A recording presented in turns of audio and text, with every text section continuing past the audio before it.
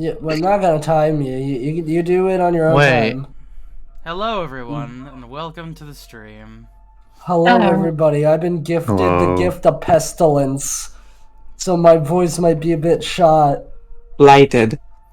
Yes, absolutely blighted today. Bro has Yeah, well, a- actually, this whole week. I am sorry to do this to you, Bone, but can you give me your best psychic pebbles? Give me a line. Hmm. There's like this old cackling witch, and she hands you an envelope.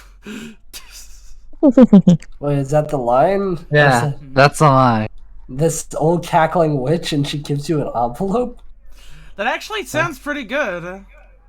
I was confused. I didn't know that was a thing he has ever said once. There is they quoted it in a Flow Perfecto meme. That quoted, they just fucking took the audio from it. At any I see. Hello, I'm Psychic Pebbles, the guy that made that funny animated show that you all love. He is the smiling friend. I will now proceed to say some very risque things on the internet. At any Welcome to my world, Bone. Sure. With my good friend Stamper and Shadman. Oh Oh! God! On the Sleepy Cabin podcast. Oh! Anyways, tonight probably isn't going to be the end of Fata Morgana, but it's gonna get real close. Who boy is it gonna get close? I think if we keep wasting time, Yeah, we it might would not be a get. good idea. Alright. Alright, time for like a 17-minute segue. Are you ready? Okay. Okay, Oh, Randy, alright. say- This is my time to shine. you did something dumb. Let's go. No, Your no, topic. no. We're not. Okay, we're so not... about biting someone's dick off as a method. Randy, let's talk about economics again and the gold standard. Okay. So there is no actually such thing as indigo. As far as humanity is concerned, there is no agreed consensus. This is how you command a room. you press the button. So I believe this entire bit, for most of it, is noir. Yes. Yes. All right, noir too.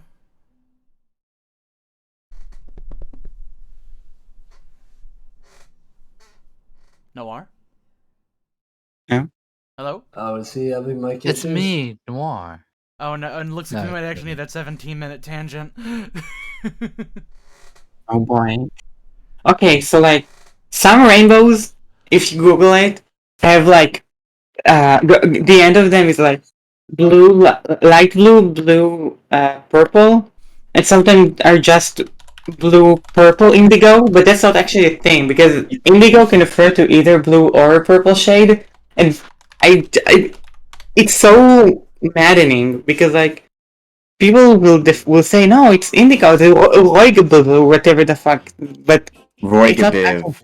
It's Uh, fake. Put some It's respect. wrong. Put some respect It's on wrong. Roigabiv. Also, But Ren- speaking of They noir, got you wrong as a joke. Wait, so, anyway, are you Sava? there? Oh, yeah, we need you. There he is. I've All been right, here. cool. Yeah, no, this is you. This is you. You're here for this.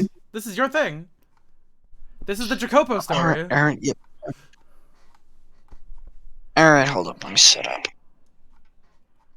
I had to bust the tickle belt song for that.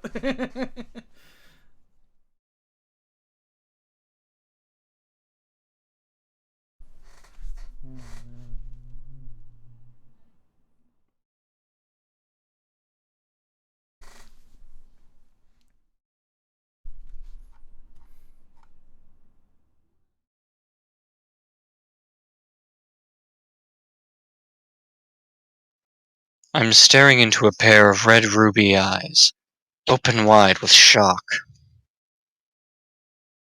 I recall snapping at him, insulting him, but I don't remember what I said. Nor do I remember how he responded. All I know is that a wave of churning blackness appeared out of nowhere, washing me away. I'm powerless, helpless, hopeless. My young mind sucked into it like a whirlpool. Young? My young mind? Oh, for Christ's sake. You've got to be kidding me. Why? For the love of God, why? Am I being made to look back at this part of my life? The miserable, stupid, fucking romantic I once was. Why am I turning back into the boy I tried so hard to forget? Where did this absurd black smoke come from, and why can't I get out of it? It's that white-haired man who's doing this to me.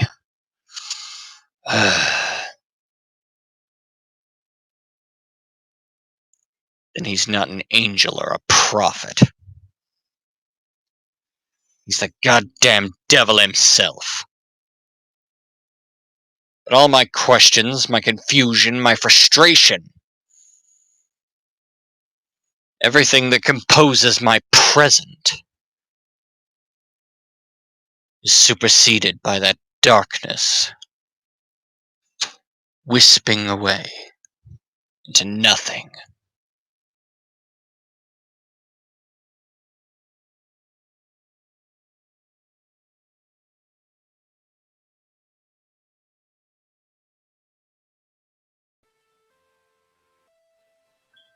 To be blunt, the world's a small place.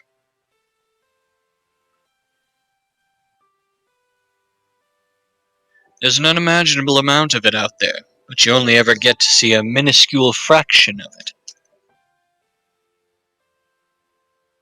And that goes doubly so for us.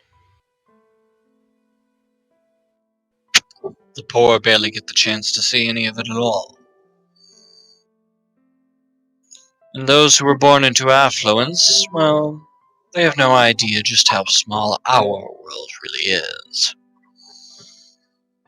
I never yearned for the world outside what I knew. I more coveted it. A splash of spite mixed in. I wanted to claw my way up the mountain, knock all the bastards down who had never seen what it was like at the bottom. If I made it high enough, I could do anything. I would have complete freedom. If that sounds like a childish fantasy to you, well, you'd be right. It's exactly what it was.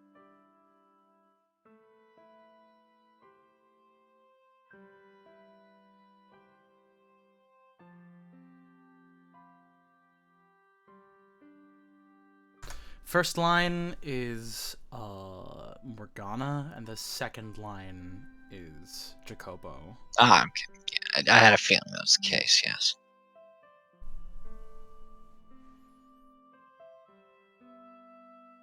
Con? Khan is gone. Wait, hold on. What was that order did you just said? I believe the first line is no, wait a second. Is it the Yeah, no, it's Jacopo then Morgana. Jacopo then Morgana? That's right. Yeah. There you are. You spend so much time in the graveyard that one of these days someone's going to think you're a gravekeeper.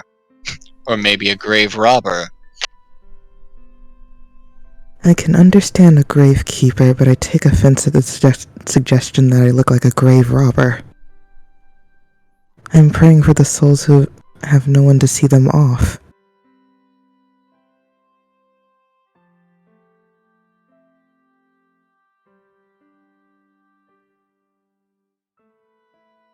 The girl named Morgana turned around to face me.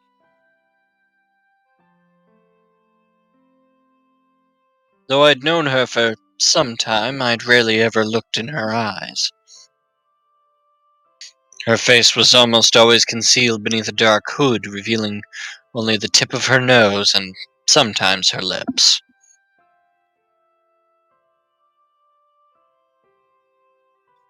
Honestly, I don't get it. Why do you care so much? These are souls that have no one else to pray for them.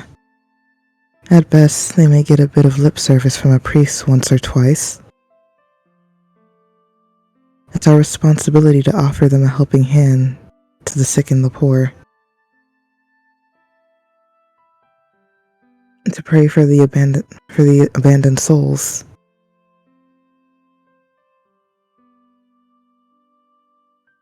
What I don't get is why you need to pray for the dead at all. They're just bags of bones. I hope you enjoy an eternity in hell, blasphemer. Hey.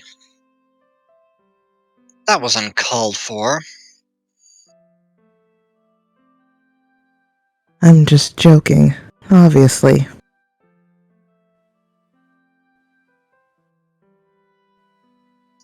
You take black humor to a new level.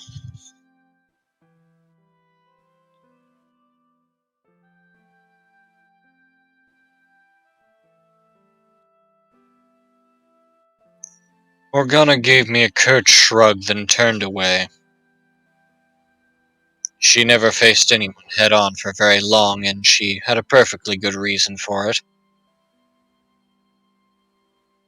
It wasn't because she disliked me or anything. I don't think, anyway.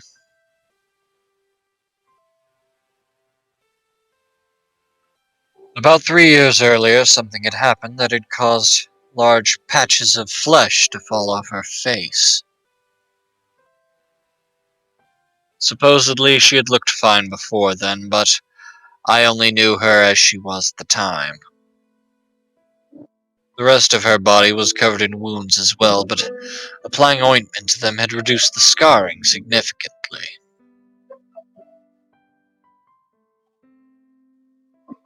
Her face, though, showed no signs of recovery.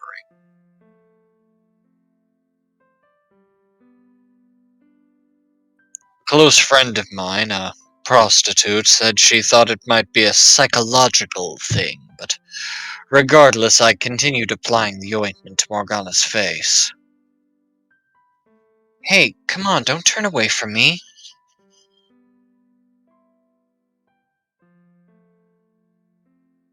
I know you can hear me. I brought ointment, so let me put it on you. It's a waste of time. You don't know that. Your arms look much better than before.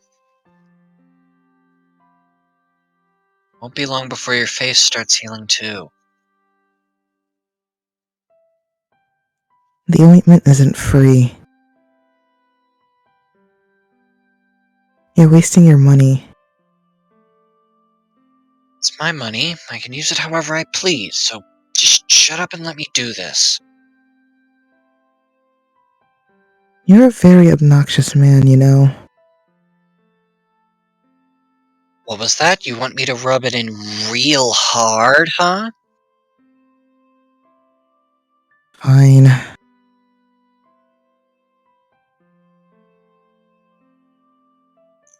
With a forlorn graveyard as their backdrop, a young man applied salve to a girl's raw, exposed flesh. It was quite possibly the least romantic sight in the world. I would have, at the very least, preferred a somewhat more pleasant location. As the thought fluttered through my mind, I let out a defeated laugh, and I could soon feel her glaring at me. Morgana could be a bit standoffish, but honestly I didn't mind. For her, this was actually quite sociable, in fact. When I first met her, she didn't act her age at all, but now she was starting to show signs of the 12-year-old girl hidden inside.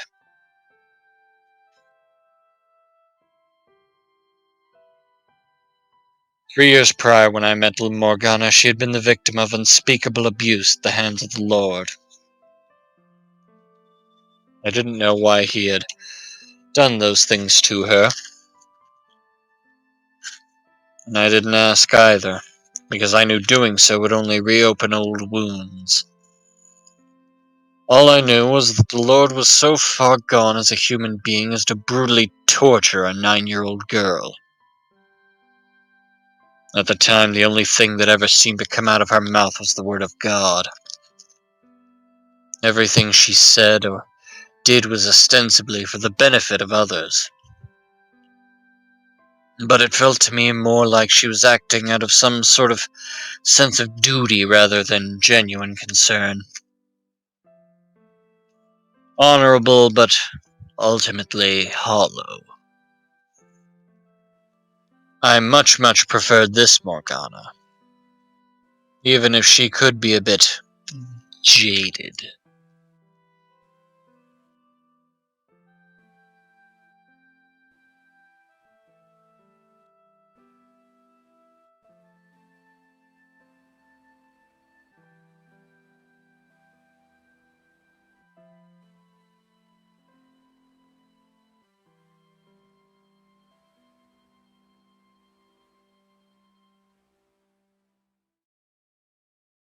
What are you hoping to get out of repairing my face?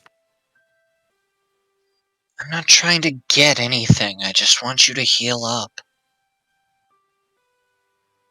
And here I thought you were going to try and make me work at a brothel.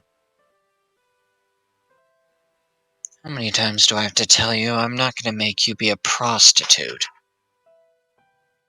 What reason could you have for wanting my face to get better? Because I want to see it. Isn't that enough?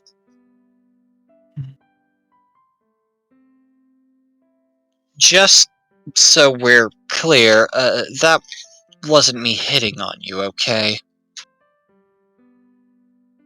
The thought never occurred to me.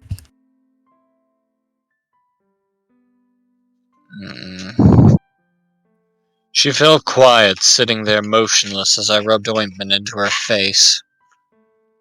Her skin beneath my thumb was rough and unpleasant to the touch, and honestly rather stomach-turning. It was hard to imagine her face would ever heal. What I had said about wanting to see her face was true. But what I wanted more than anything was for her to be able to live a relatively normal life.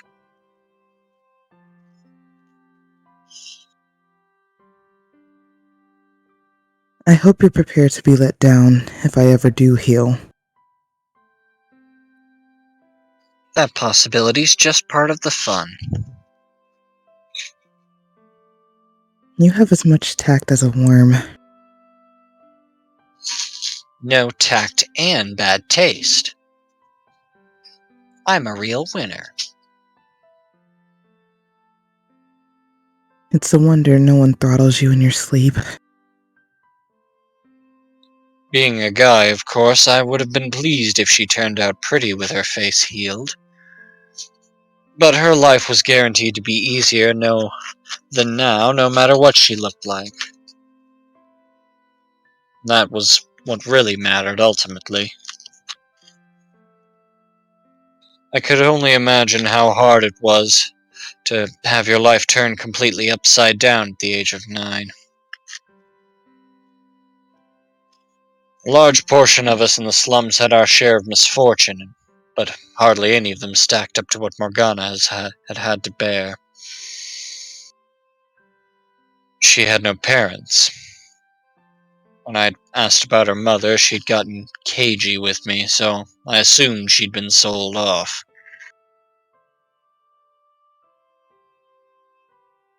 When I had asked about her father, though, she just pointed up at the sky, which I took to mean he was dead. A young girl, no family, sent off all on her own to some strange land, somewhere along the line ending up in the Lord's cruel grasp. Misfortune felt like an understatement, if anything. That said, it Wasn't just out of pity that I gave Morgana so much of my attention. The other reason, though, well, she'd probably go running if I told her. Hell, I wanted to hit myself over the head.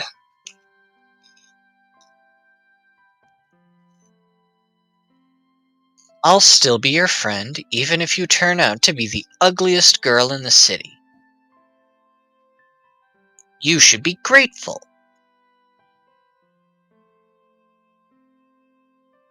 How is it that you haven't managed to chase off everyone in your life yet? I act like a decent guy around other people. Do my best to fit in. Then why are you such a dolt around me? Just doing my best to fit in. So you're saying this is my fault? Everyone could use a thorn or two.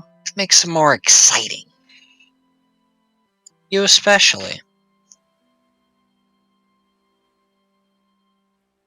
Okay, that should be everything. Does it sting anywhere?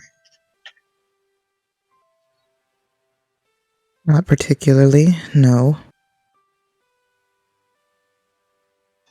Alright.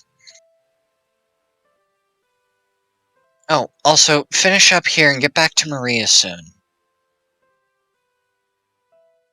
Unless you'd rather I drag you there.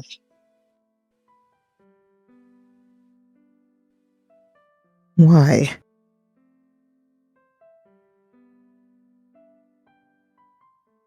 Seriously? It's your damn birthday, that's why. And? What do you think, dimwit? She wants to celebrate.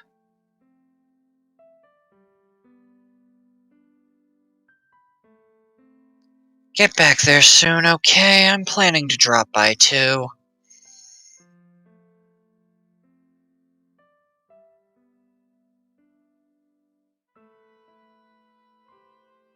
Okay. Okay.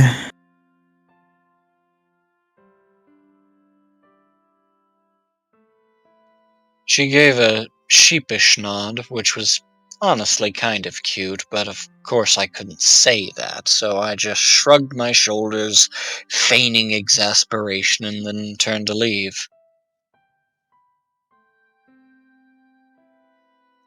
Once I might have offered to accompany her back to the brothel, but Morgana never seemed keen on the idea of walking anywhere with me. Maybe she was afraid of grown men after what had happened to her at the Lord's Manor. Or maybe she just didn't want me to be seen with someone who looked like her.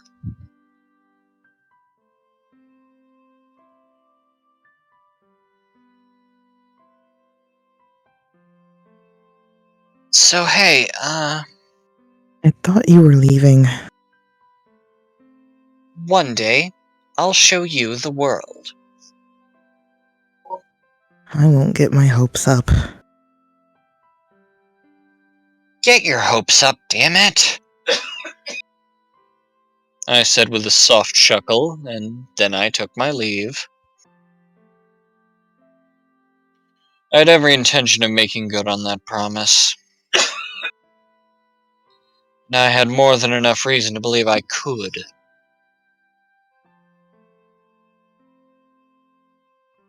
Three years back, there was a slave revolt at the Lord's Manor.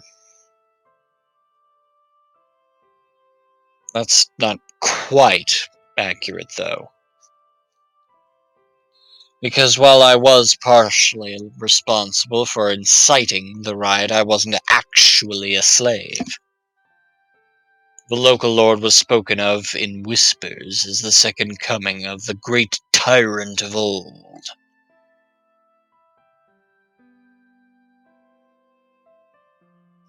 The people were constantly grumbling about how he seemed to treat the land like his own personal playground, exploiting everything and everyone on it for his own amusement.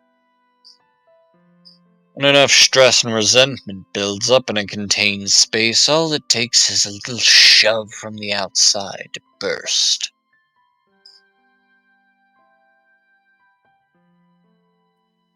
And that was our plan. Me and a number of other dissatisfied citizens gathered together to pop that bubble and give the Lord a taste of how we felt about him. With the help of a slave trader, I infiltrated the Lord's manor. I'd known slaves weren't treated well, but seeing it for myself, I thought most of these people would have been happier having been born as a dog or cat, and owned by someone who actually had a heart. It was revolting. Flagrant injustice. Broadly speaking, there were two types of people who see injustice in the world. The first are those who have everything, who sit unchallenged at the top of the world, looking down on the less fortunate with pity. The second are those with nothing, who wish to overthrow the entire system. Now, it should come as no surprise that I fell in the second camp. Once I was inside, I went around the manor telling all the slaves about our plan. Most of them had long since lost the will to fight, but with enough assurance there were people on the outside ready, waiting to help. Glimmers of hope started to return to their eyes. Finding out they weren't alone, that they weren't helpless anymore, had an incredible effect on their morale. And once the slaves were convinced, the revolt began. It ended up being much larger in scale than I'd imagined, and many lost their lives in the process, but the majority of them managed to escape. Naturally, the slaves couldn't stay in the city, so I directed them to people waiting outside who would take them to another city or a neighboring country.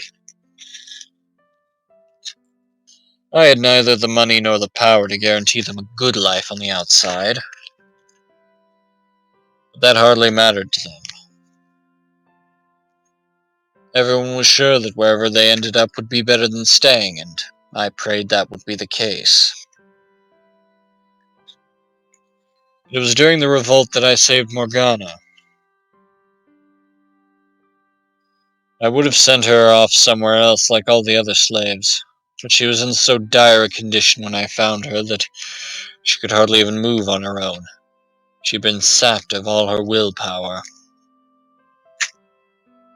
So I brought her to the brothel where a friend of mine worked and asked her to take Morgana in. My companions and I reveled in the revolt's success.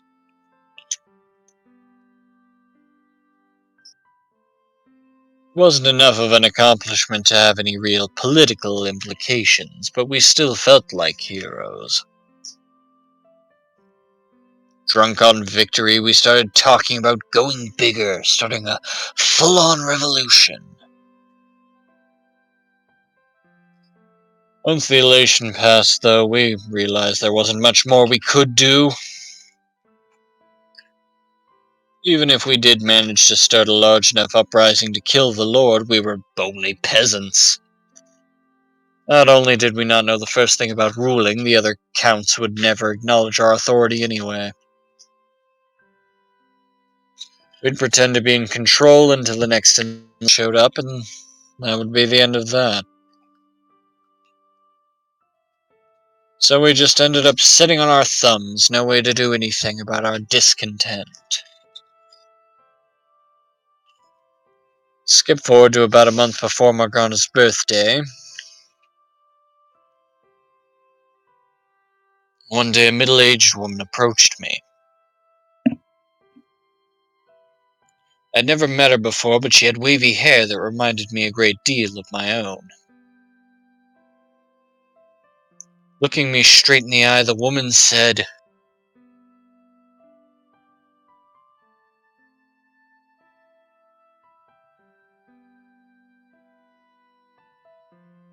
I was once a maid servant for the Barnier estate. They've done their best to keep it a secret, but they had a child with the previous lord. And that child is you.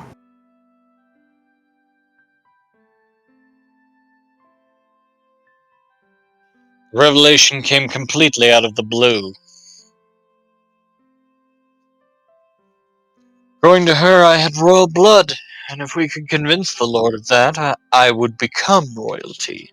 Furthermore, she, as my alleged mother, could return to her old life at the manor. The woman urged me to take action.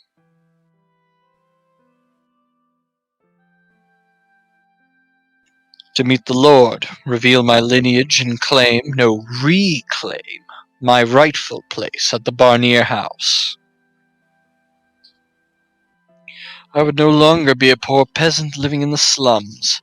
I would have a comfortable life.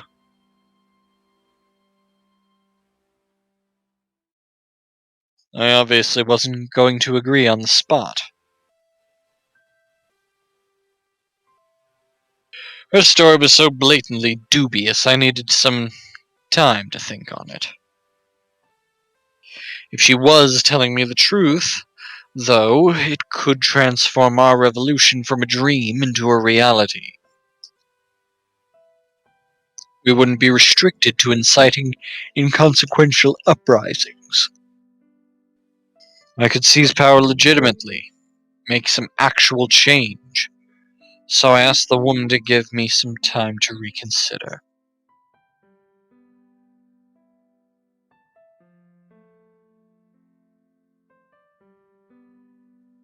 Have you decided what you're going to give her?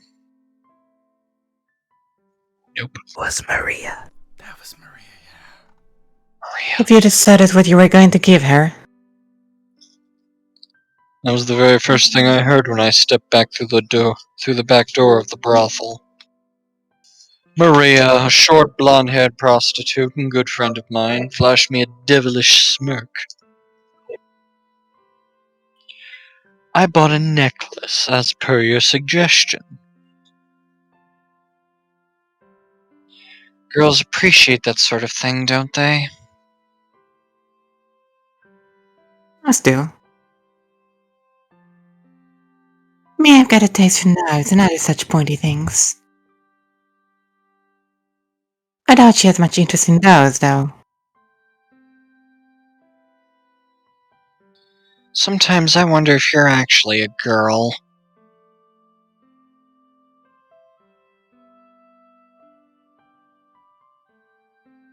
Anyone could see that Marie and I were close, but our relationship was strictly platonic.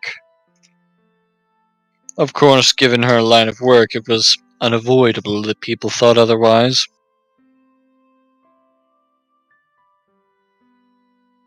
And honestly, it irritated me every time someone suggested we were anything more than friends. People have this annoying, short-sighted tendency to assume that just because a guy and a girl are friendly, they must be intimate. It didn't matter that she was a girl. I only thought of her as a friend. And as best as I could tell, that's all she thought of me as well. Marie and I first met when we were children. Even at that age, she was already a prostitute, myself a petty thief. We were both incredibly lucky to have survived to adulthood with only ourselves to watch each other's backs. It's possible the only reason either of us maintained the willpower to survive this long was because we had each other to bitch about life to when things got bad.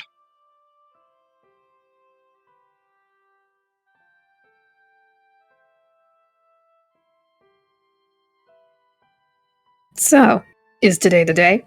Are you finally gonna tell her how you feel? Excuse me? Tell her how I what? Don't be coy!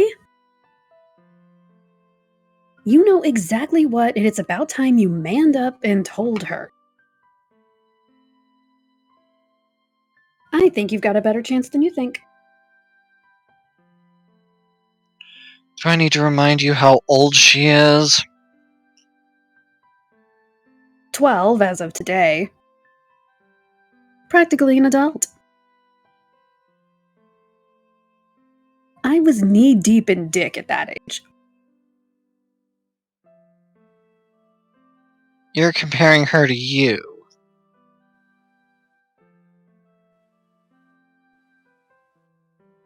The longer you hold off saying something, the more difficult it becomes.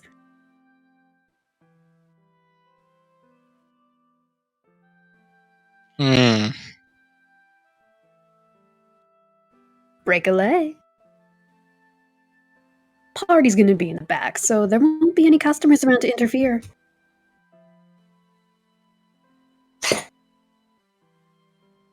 Alright.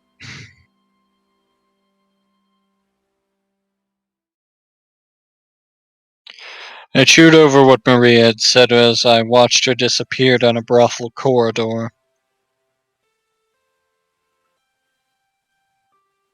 She wasn't wrong, she wasn't overanalyzing. I did indeed have special feelings for Morgana.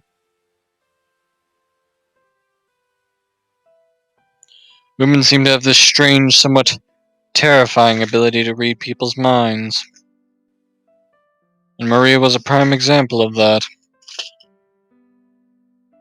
I had never once so much as suggested to anyone I might think anything of Morgana, but Maria had somehow managed to pick up on it almost immediately.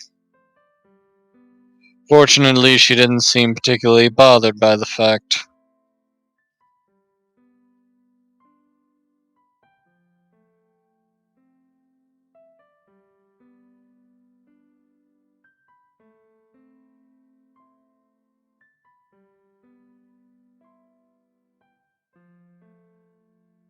Are we not live? No, we're live. You can keep going. Go ahead. Though, if anyone else were to find out, I could only imagine the looks I would get.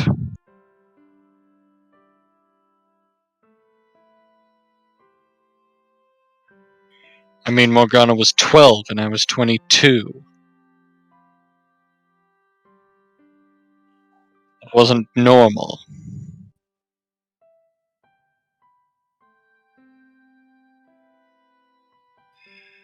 Never felt this way about anyone else that young either.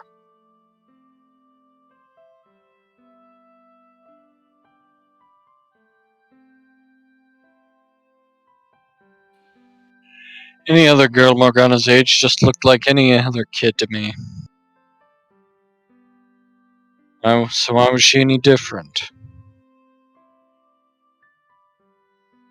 She was covered in scars, and every time we met, she would tell me to go to hell, and she refused to walk anywhere with me, and no matter how much ice I broke, I could never seem to get all the way through.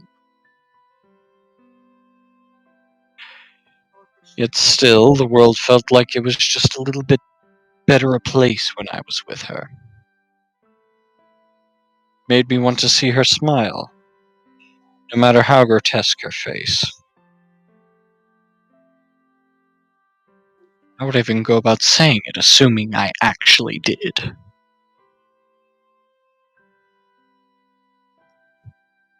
Even if your face still isn't healed in 4 years, I'll take you as my lifetime partner, Morgana. God, no, that's terrible. There has to be a better way to put it. Now I was getting stressed out.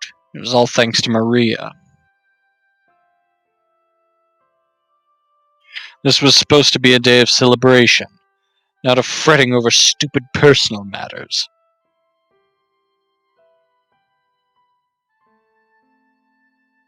Not long after I arrived at the brothel and made my way to the back room, Maria and a handful of other unoccupied girls showed up.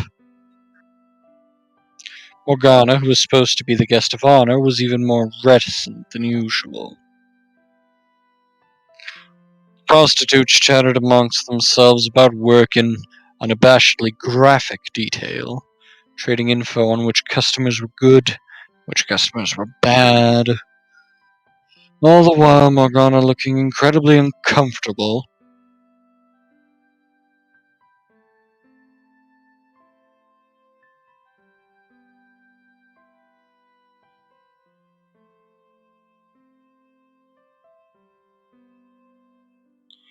You guys think you could maybe change the subject?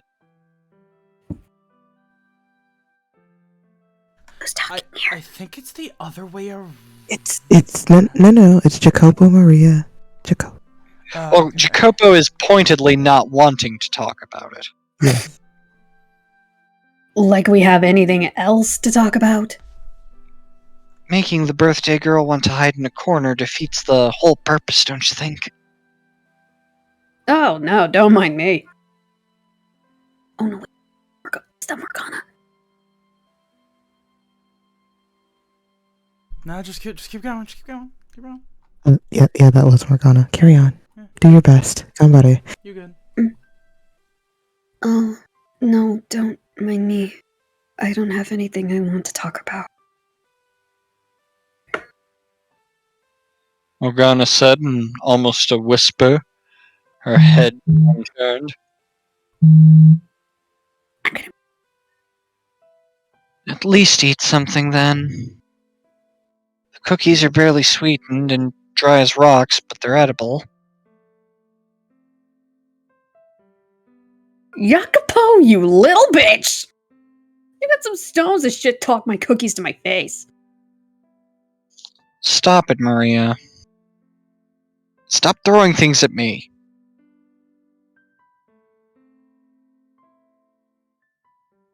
The other girls cackled as Maria and I bickered, hoping it might have elicited a reaction from Morgana as well. I snuck a glance over at her, but she remained expressionless. You are right about one thing, though. This is Morgana's day. So let's change the subject. Maria said with a little laugh, having hurled everything within arm's reach at me. Like I said, I don't have anything to talk about. Sure you do. You just have to look a little harder. Not saying you have to reminisce for us. It can be anything.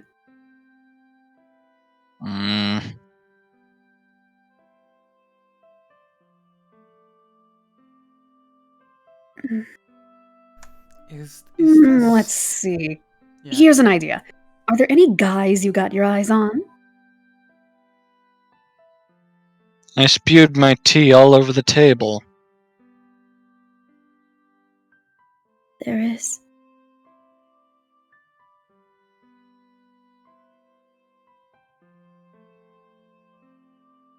And then I started choking. What?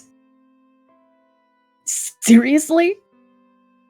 Holy shit. Who is it? Tell me. Who's the lucky guy? Come on, we'll be best friends. God.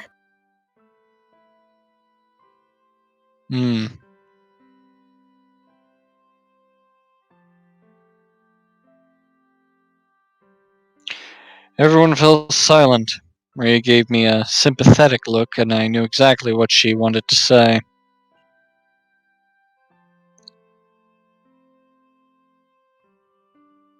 Sorry, kid. You ain't got nothing on God. Asshole. If you're gonna dream big, right? Yeah, I get where you're coming from, pining after the all-powerful, all-knowing God. I'm with you. You bald-faced liar. The grass may be a hell of a lot greener up there, but it's a bit far, don't you think? You're better off settling for the weeds down here. Did she just imply I'm a weed? Maria looked over and gave a wide grin at the sight of me grinding my teeth, then continued. Say, the young man over there. Wait, stop right there. Don't say another word. Oopsie. Me and my big mouth. I almost did your job for you. Bleh. Damn it, Maria. This was not good. Like hell I was going to let her corner me into saying it here. I stole a glance at Morgana, but her gaze was locked on her knees. I couldn't see what, if any, kind of reaction she was having.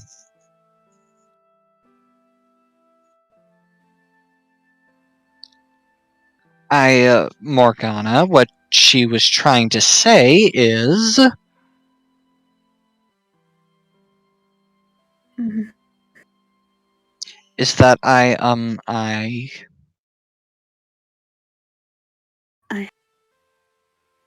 have to go.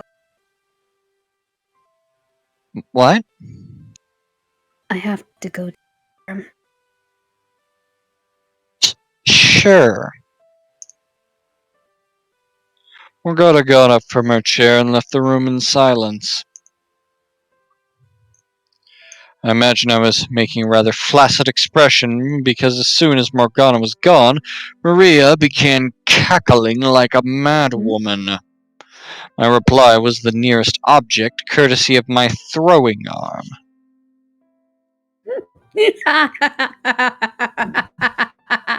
Loser.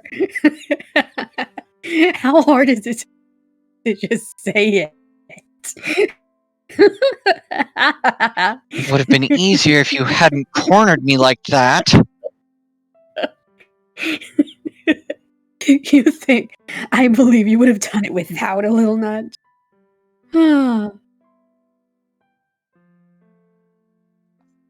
I would have. Eventually. Eventually you're gonna cut it.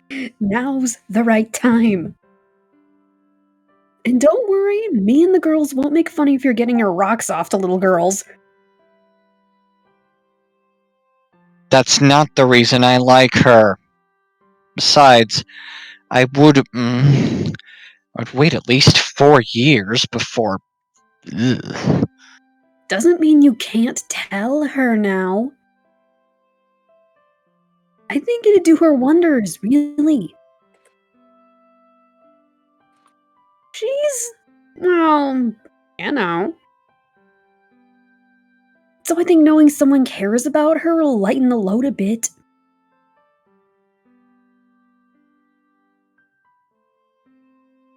When she comes back, give her the necklace and tell her how you feel.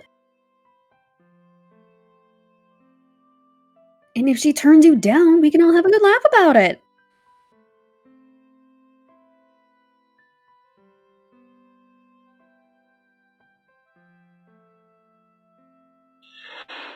Marie and a few other girls chuckled. As uncomfortable as she was making me feel, she had a point. Regardless of whether Morgana reciprocated my feelings or not, there was a good chance that just putting them out there would help in breaking down the walls she'd built in her heart. And maybe one day...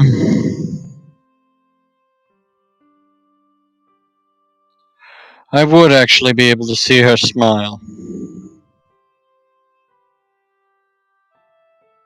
I'll do it. I'll tell her. Didn't matter if I came out looking like a loser.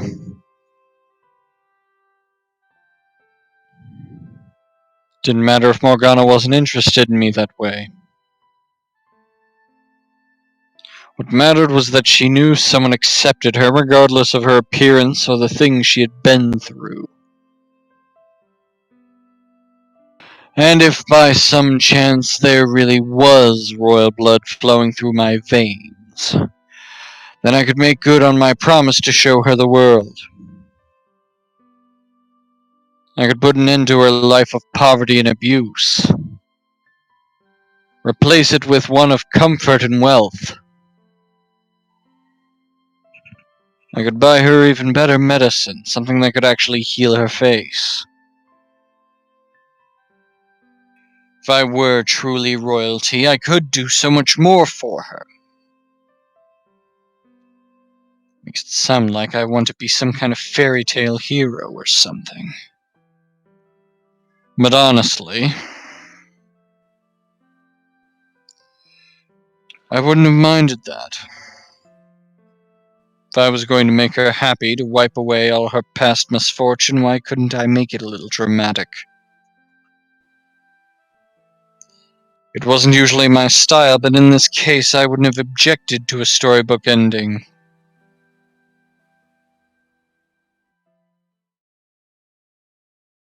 This, though? No. This wasn't the kind of story I was hoping for.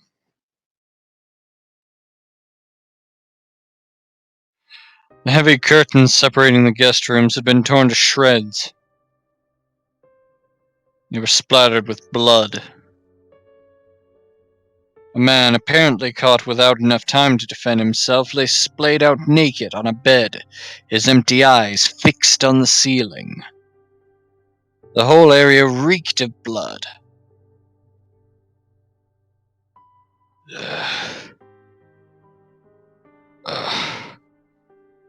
All I could do was stare stupefied at the carnage. What the hell? Why? How could this happen? My dumbfounded muttering went unanswered, though. The few who were still alive could no better make sense of the incomprehensible massacre than me. The sudden, arbitrary upheaval of our world. The inexplicable, inescapable reality. Shortly after Morgana stepped out, I heard a woman scream from the front of the brothel. Next, a man shouting. At first, I assumed it was one of the customers losing his temper over something. But the tone of the scream seemed somehow off or something like that. It wasn't long before the noise had escalated to alarming levels, so I dashed forward toward the source of the shouting. A good dozen men, bandits, or maybe thieves, they seemed more organized, had raided the brothel. They slaughtered all the customers, stripping them of any valuables. And they tied up the girls, killing any who resisted. The first thought that rose to my panicked mind was that I needed to find Morgana.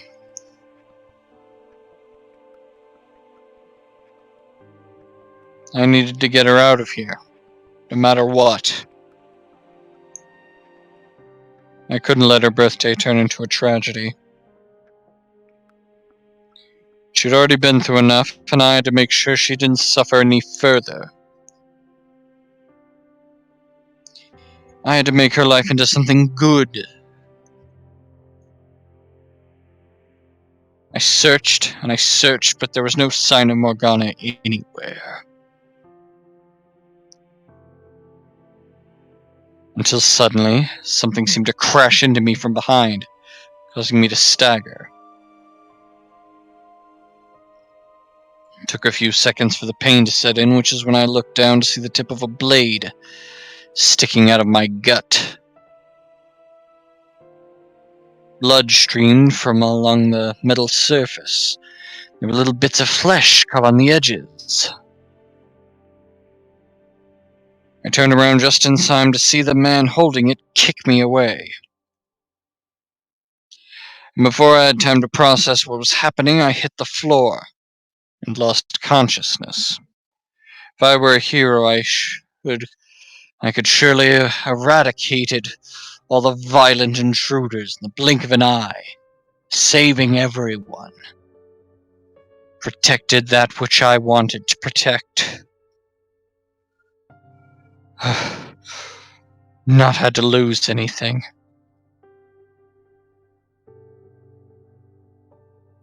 But I was just... I was a mere boy. A weak boy, helpless against a few robbers. A useless boy unable to protect anyone. When I woke up, Maria was kneeling over me, sobbing. No sign of the tough, foul-mouthed girl I knew. Aside from her, there were 2 other girls also crying, leaving only 4 survivors. Apparently, I wasn't dead. Looking down, I saw my bare stomach wrapped in blood-soaked bandages. Brothel lay in ruins, a bloody pile of torn bedding, clothes, bodies. I made my way back to the front, and all I could do was stare stupefied at the carnage.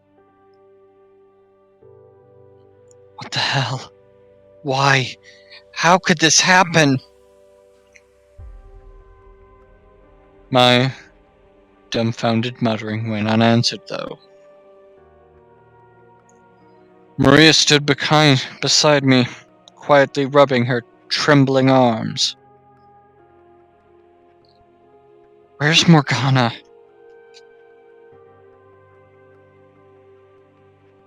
I couldn't find her.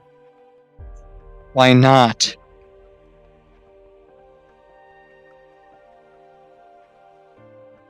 I'm sorry. I looked everywhere. But I couldn't find her. I'm so sorry.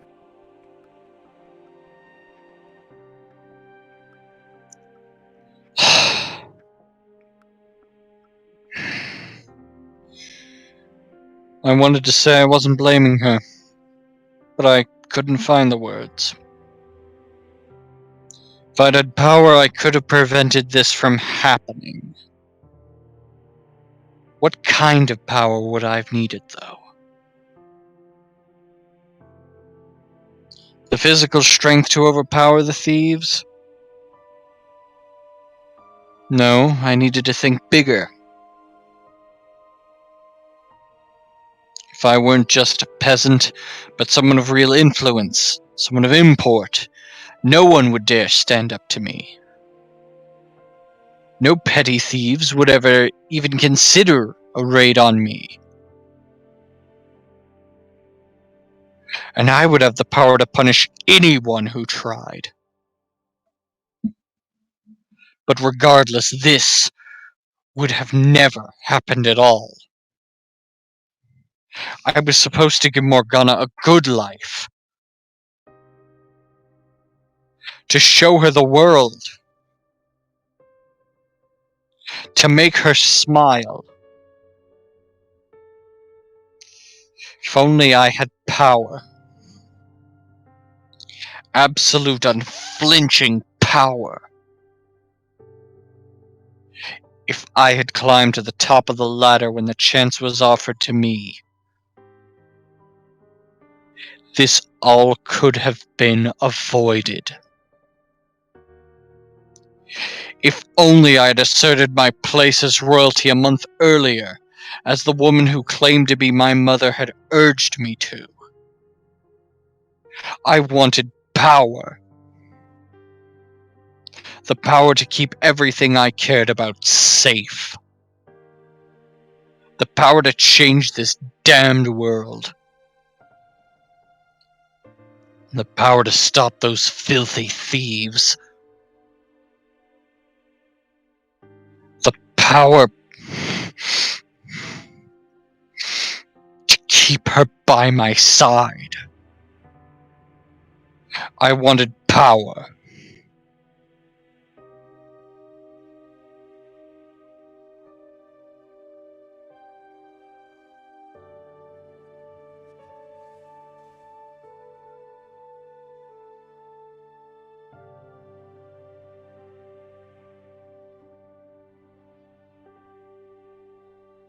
I heard about the attack on the brothel and that you were hurt. I'm so glad to see you well. About a week after the raid, I went to see the woman who professed herself my mother. As you would expect of someone who had served at the old lord's manor, she was very elegant, very graceful. The shack where she stayed, though, was a shabby, drab place with bare wattle and daub walls. You were concerned about my safety?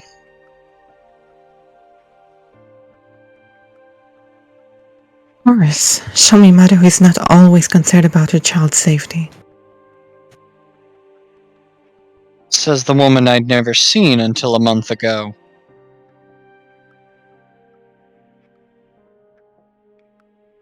Physical distance has no bearing on a mother's love. She said with a soft smile.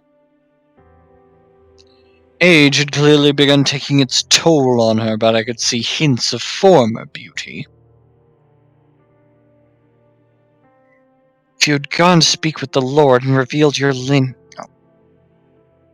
If you had gone to speak with the Lord and reveal your lineage when I first came to see you, you would never have been in that kind of danger.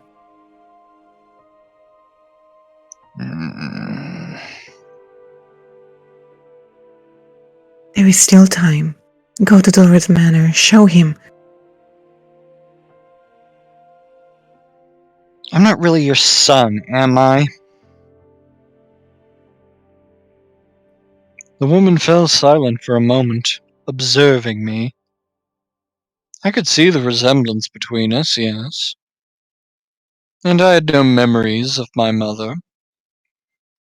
It would be nice if she were to show back up someday. But it just wasn't like.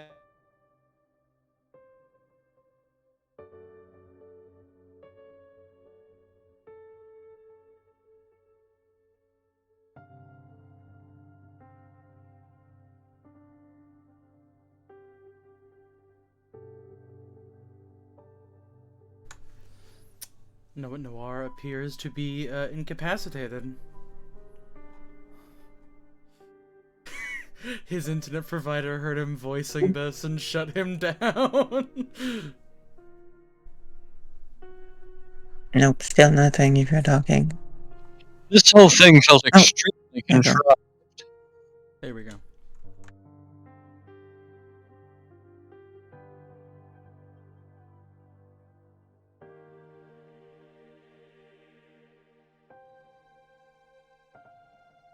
Discussions will progress much smoother if we both know what the other wants out of this arrangement. Start by telling me who you really are. Were you actually a maidservant for the previous lord?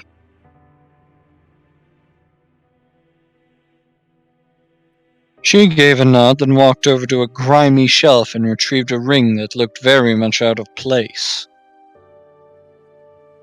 It was made of gold, engraved with an elaborate insignia. Look at this. It's a Barnier family crest. The previous lord gave me the ring as a gift. And I've kept it ever since, even after our relationship was discovered and I was chased out. I didn't sell it because I knew I was with child.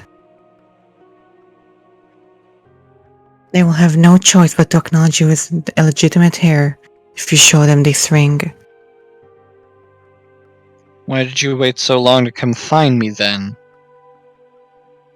I was afraid I might kill you if I brought you in as a baby. Why were we separated?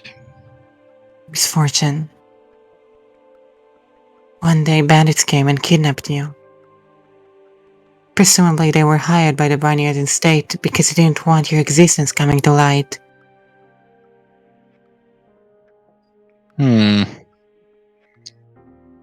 I consider it a miracle you're still alive. I can only imagine the stern look on my face as I listened to the woman speak. Part of me did indeed want to take everything she said as true. wanted to believe I was someone important. But I couldn't convince myself I had anything other than a commoner's blood running through my veins. It would appear you've done your research.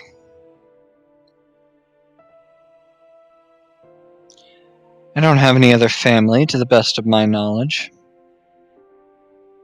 Which does indeed make me a good candidate for you to step in and claim your stake on. If I were to guess, your child with the Lord has either passed away or never existed at all.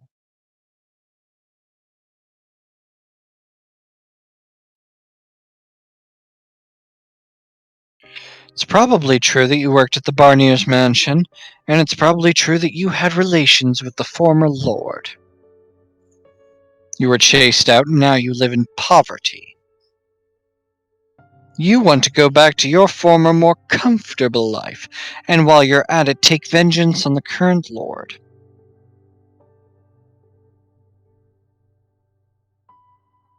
But being a woman, you have no means to accomplish that yourself. So you came up with the idea of using a fake son. If your child were still alive, he would be about my age, wouldn't he? And we look similar enough for you to convincingly claim we're related. But the biggest reason you chose me is because I've made something of a name for myself. Because I was one of the people involved in inciting the revolt 3 years ago. The perfect choice to spearhead a revolution. How dramatic! The man who set the Lord's slaves free was secretly his family. The people would eat it right up.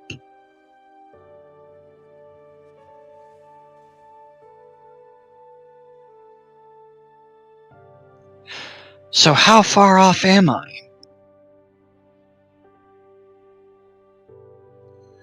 For some time the woman sat in silence.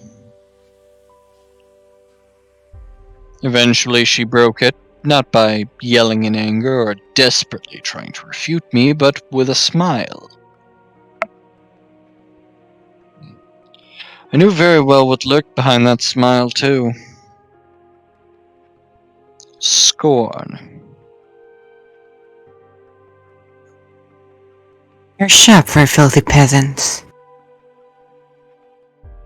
It would seem I chose wisely. I was right. She was a manipulative, conniving shyster. But that, I could work with. That fit so much better. I wasn't royalty, I wasn't a hero. I was a filthy peasant. I'm in. The first thing I did after agreeing to work with the woman was not to approach the Lord, but to reveal my false lineage to my accomplices. They all thought I was joking, until I showed them the ring. Then their dreams of revolution started seeming far more realistic. Maria was the one exception. Not only did she not believe me, she tried to stop me from going through with the scheme.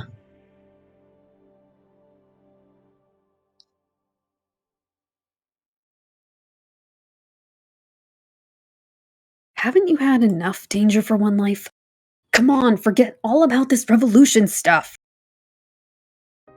We can build up a new brothel and just lay low for the rest of our days. Does that really sound so bad? You're the only friend I've caught left, Jacopo. She said, somewhat desperately. I sympathized with her concerns, but I didn't want to let this chance to gain some real power slip away. I was done having things taken from me.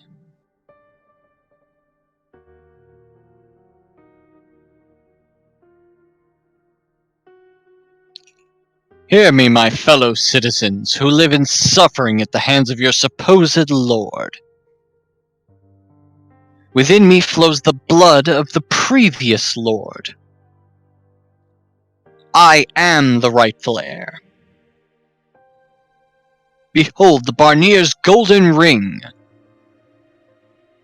proof that I am of noble birth. Victims of this terrible tyrant. The time has come to start anew. And I shall be the one to lead you down that path. The poor, the hungry, the deprived. All of you stand with me. My cold arms stoked the flames in the people's hearts. When the assault on the Lord's manor began, they were an inferno of righteous justice. No one was thinking straight. I was about the only one with something resembling a clear head amidst the chaos. If I were really a hero, then I would have rejoiced in that glorious day, that momentous turning point in the city's history. I would have been honored to have led the charge. But this was all about one woman's avarice and desire for revenge. This was all about one man's lamentation of his own weakness. I wasn't motivated by any desire to help these people.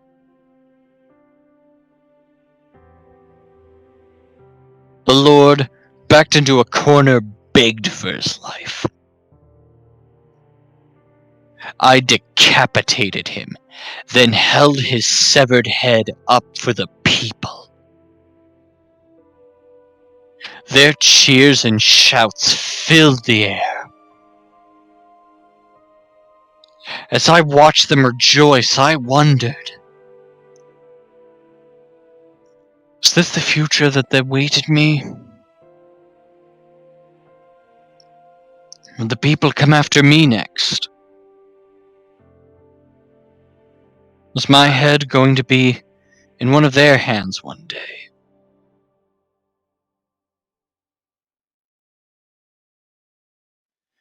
The king and the other counts acknowledged my royalty, though it was less because I had the Barnier's ring and more because they thought that was the best way to prevent things from getting any messier. So with their approval, I formally became the lord of the land. I also assumed the former lord's name because, despite his reputation with his people, it was a name people knew, and one that held far more clout than my own. And just like that, my long-time dream of power had come true. That said, simply becoming the lord didn't mean everything had fallen neatly into place. Many of the noble families accused me of acquiring my rank illegitimately.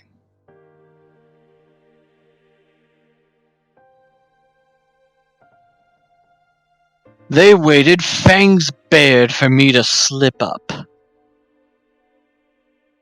They even tried to set me up on more than one occasion. I couldn't trust anyone. On top of that, if I took too long making the improvements I had promised the people, they would start saying I was just as much of a tyrant as the previous lord. There was only so much I could do at once, though, especially with my hands so full fending off the vulturous nobles.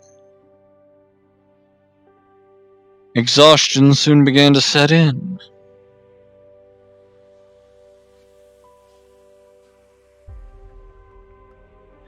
This wasn't the world I was looking for.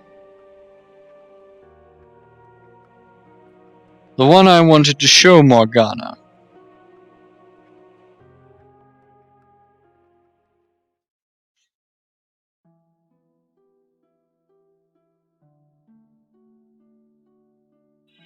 It was day after draining day of betrayal, constantly having to look over my shoulder, fighting to meet unrealistic expectations. I was starting to lose sight of who I was as a person. I couldn't let anyone see me looking weak. They would see it as an opportunity to take advantage of me, to manipulate me,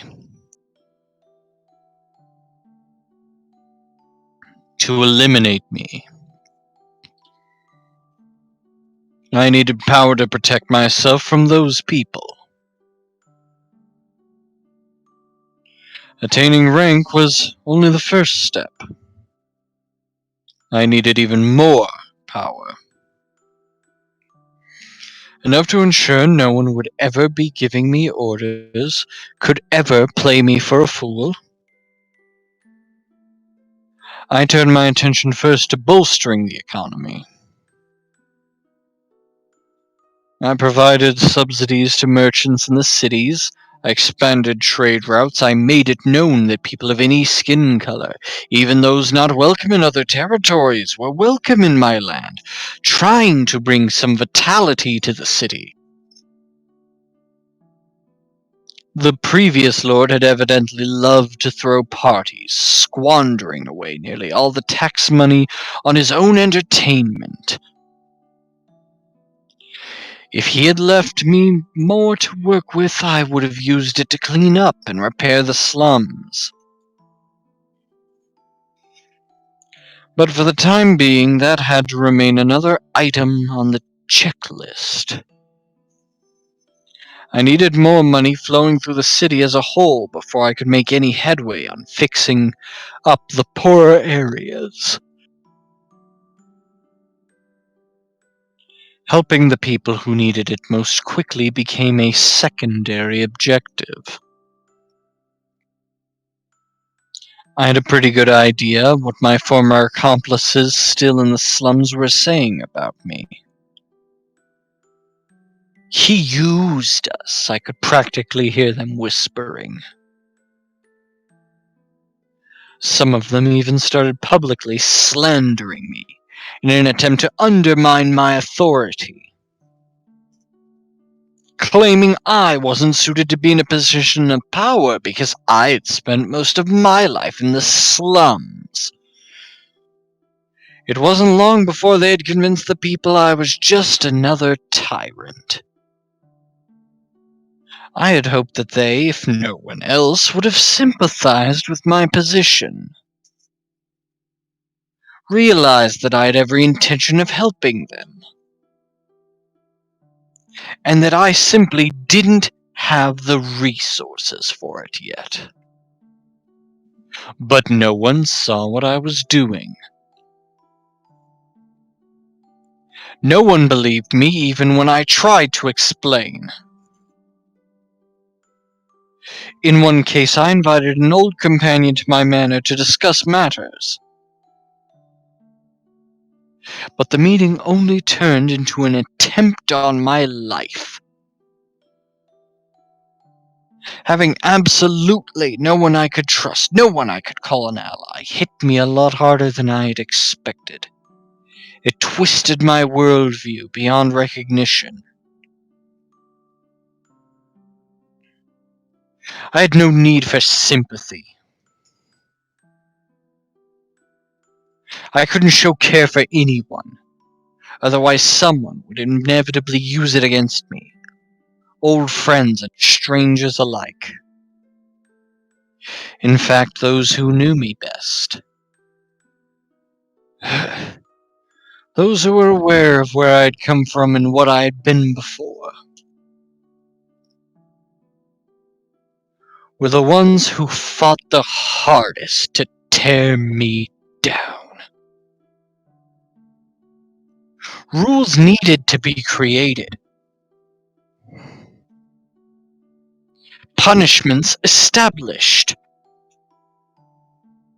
I couldn't allow anyone to take this power from me.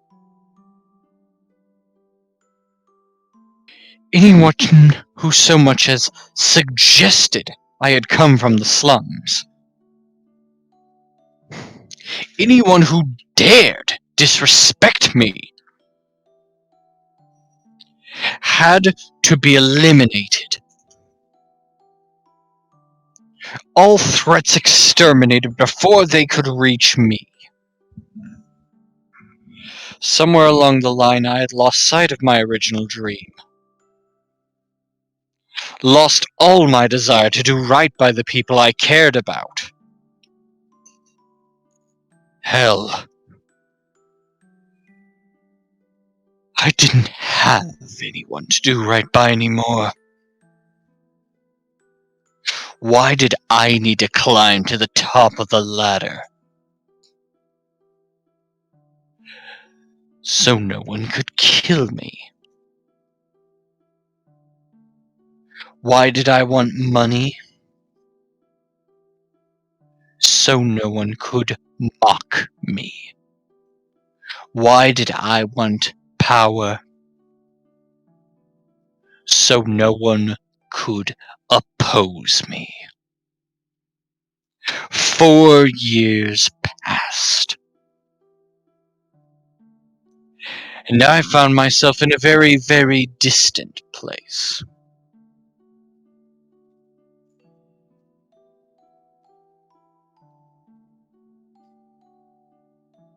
Miracle blood. Sounds like a sham to me.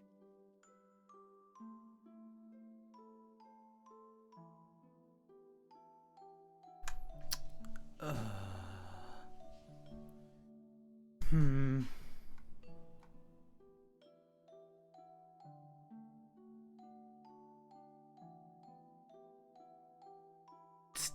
It's not Mel. He's a random guy. Maybe keep pressing X. I mean, we can just progress the line, see if we get like a said that guy. No. Nope. I think it's just some like I think it might just be Yeah, some random I think these are just two random people. dude, random It dude. might be a Rando. courtier. Somebody go. You never know. They say the sound of her first cry brought rain to the land where she was born, saving the whole village from drought. They say her blood has the power to cure any disease. One day, a curious rumor came Yeah. to wait, shit. That's One day, a curious rumor came to my attention. The kind of whispering I wouldn't usually put much stock into. It said that there was a witch living in a cottage by the lake.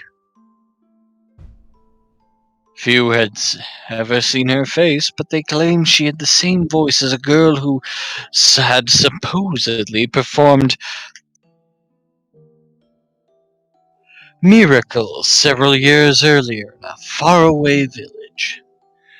The people loved their stories of heroes and miracles.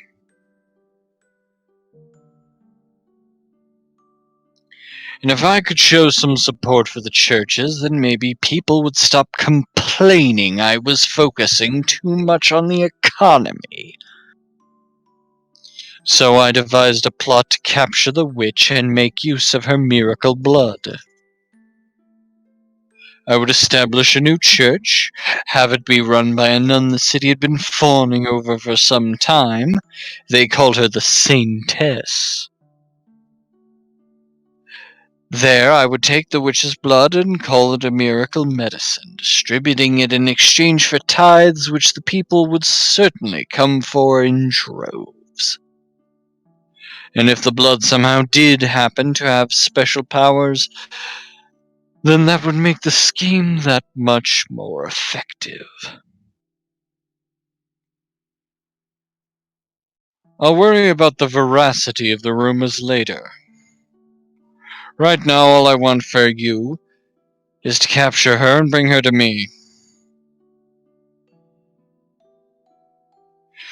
was too busy to handle capturing the witch myself. So I went and found someone to handle it for me. He was a former slave who had several years back massacred an entire carriage of slaves, and the slave traders transporting them. Obviously not an upstanding citizen, but there was little doubt he would have any trouble apprehending a single witch. The biggest reason I chose him, though, was because he was enamored with the nun. I honestly thought it was rather hilarious, a murderer falling in love with a nun.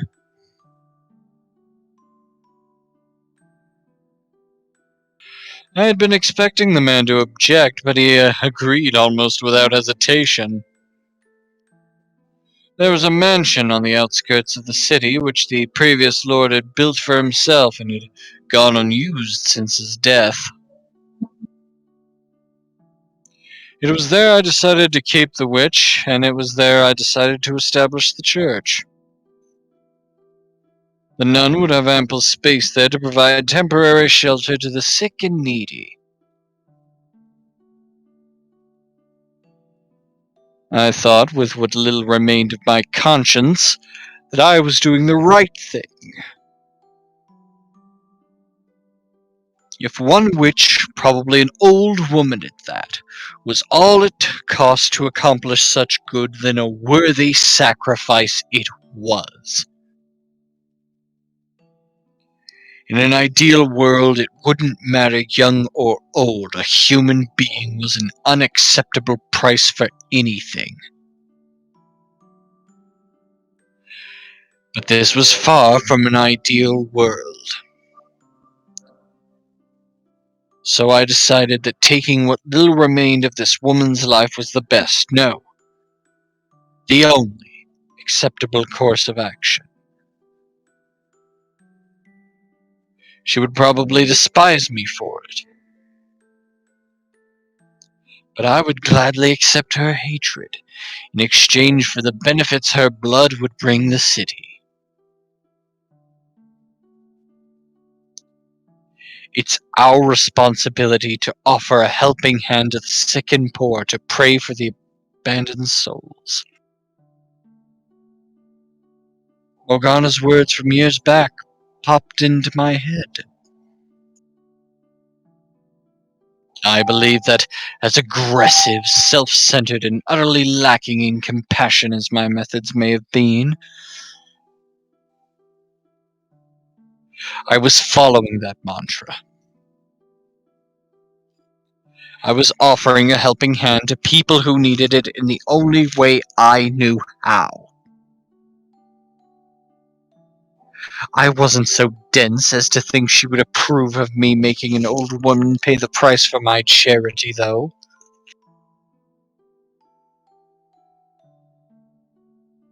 Doing this made me no better than a thug. But everything has a price. For every extravagant feast held, a dozen people go the night without food. That's simply the way of the world. I was no god. I was no saint. I had blood on my hands. I was a villain. I knew no way to accomplish good without doing bad. After the swordsman departed, I took some time to myself. I filled a goblet with water, smelled it, and gave a bit of it to my pet dog before gulping down the rest of it. Still out there somewhere, Morgana? What would you think of me if you saw what I had become? Several days later than originally planned, the swordsman finally arrived at the mansion. I had chosen the observation tower on the grounds for the witch's prison, and it was there I waited for him. He showed up with a burlap sack swung over his shoulder, setting it down on the ground and saying,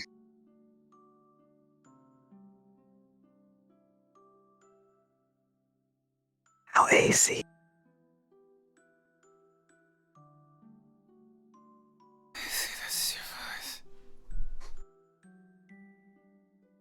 and saying, He said BRB. Oh, you BRB'd? like 3 minutes ago. There's your witch. and saying, I could only hear muffled grunting from inside the sack. But it didn't sound like an old woman inside. The man's clothes and the bag both reeked of blood.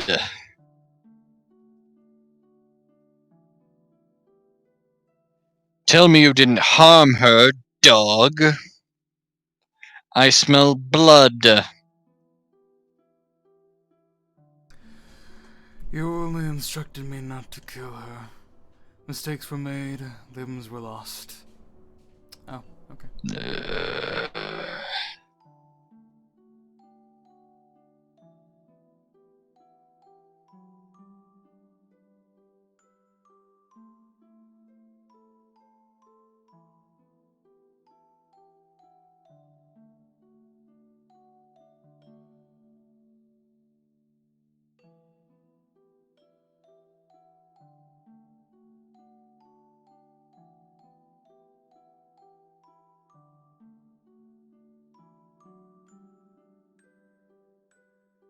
Well, Words. Yes, you are audible now. I cleaned up all the blood I got on me.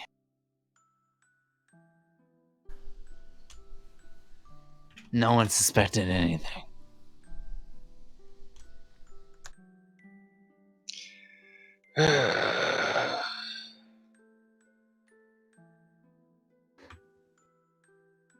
That you were able to immediately recognize it as the smell of blood says quite a bit, Lord.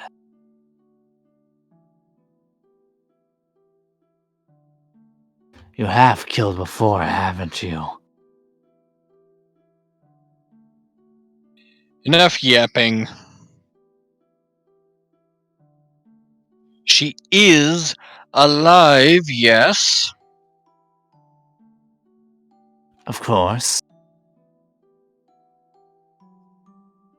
I felt a tinge of guilt for the woman, but it didn't last long. Her role in my scheme and the fate that awaited her was the same regardless of the condition she arrived in. I tossed my gaze from the man to the bag. He crouched down to untie it, revealing a young girl with one arm severed. Soon as I saw her, I knew exactly who the girl was. But why? What was she doing in the bag? Why was she the lakeside witch? What was she doing here? Why was she so pale and shaking? Why had I ordered her captured? How could I have done that? How could I have let this happen to her? Morgana.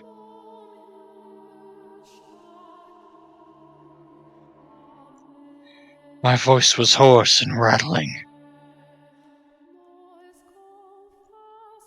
She looked up at me, her face just as disfigured and hideous as it had been 4 years ago. My mind flashed back to her birthday. to when I had considered offering to take her as my lifetime partner if her face hadn't healed in 4 years' time. Is that you? Oh. Is that you? Your question yanked me out of my memories.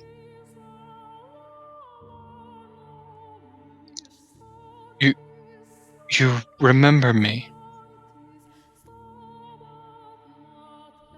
Did Morgana remember me?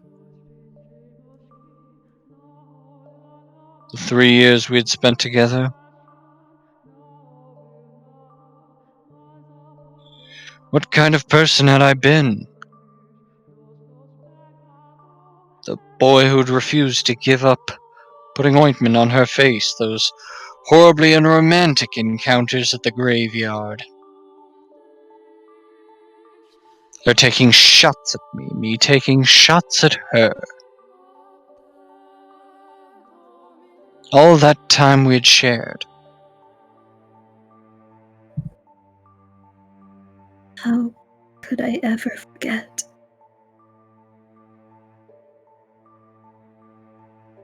Morgana. She remembered me.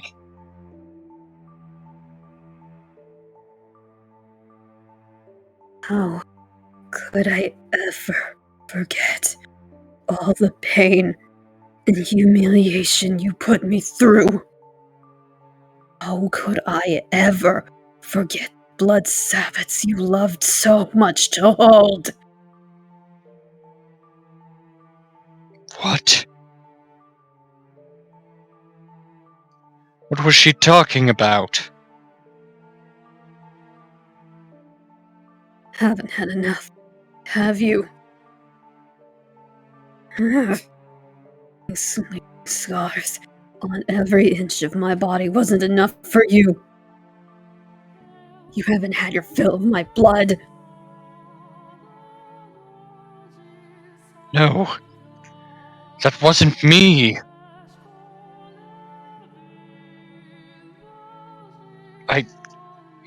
I was the one who had tried to heal those wounds.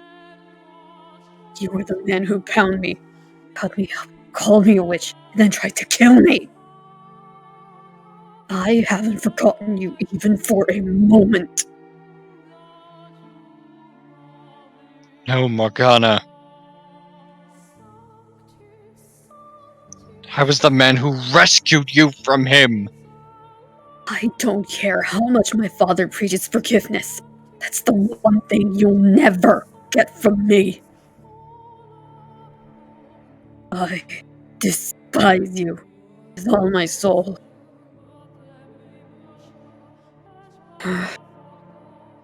Revile you with every fiber of my being.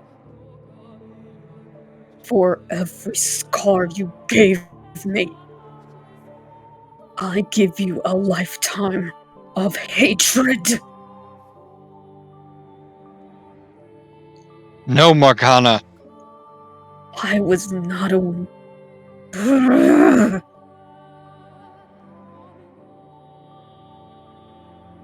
I believe that's AC. I was not aware you knew the Witch Lord.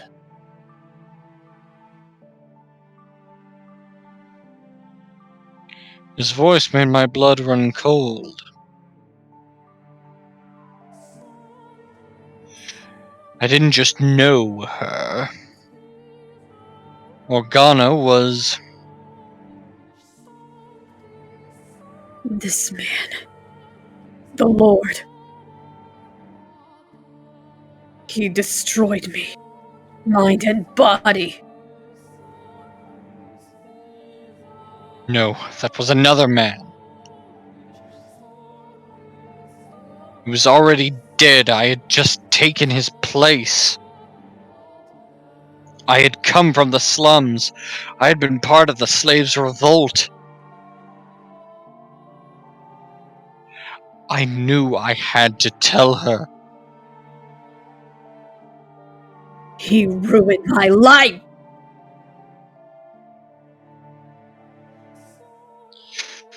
But between the sting of Morgana's accusations and my need to protect my current position, I couldn't muster the strength to do it. If someone were to find out I wasn't legitimate royalty, that I had come from the slums, then everything I had worked so hard to build up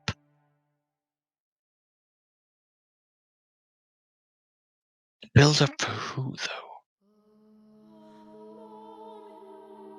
Would come crumbling down. Do I really think it hasn't already? All I had left was my power, my rank. Is that what I actually wanted? I couldn't afford to lose that too.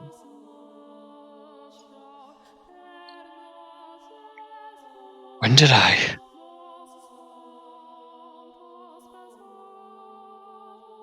When did I first start straying from the path? Yes, I know her. Or I knew her years ago.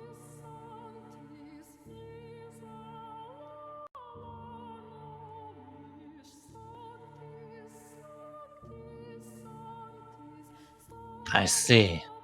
And what do you want to do then, Lord? You look sick. This doesn't change anything. We lock the witch up and proceed as planned.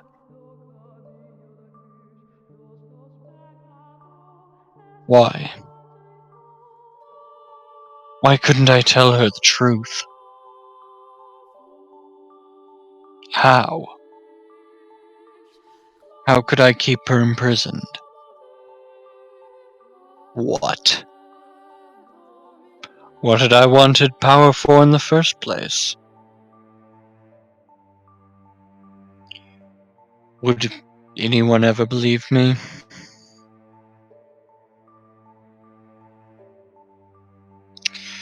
If I said this wasn't how I wanted things to turn out?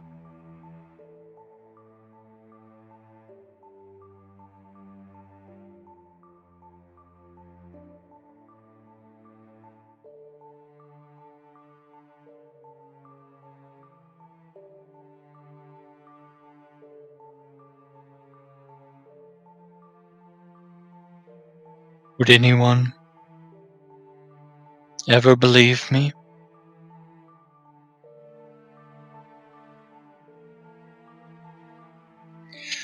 Before me floats a man twisted and writhing in pain. Although, whether what I'm looking at could be said to resemble a human is a difficult question. It's a hazy, indistinct shape. On the precipice of being consumed by darkness everlasting. I know very well what I'm looking at. The moments before a man's soul shatters. Did I do the same thing to him that Morgana did to me? Did perspective shift? Is this? I don't know anymore. Huh. I think it did. It do be unclear like that.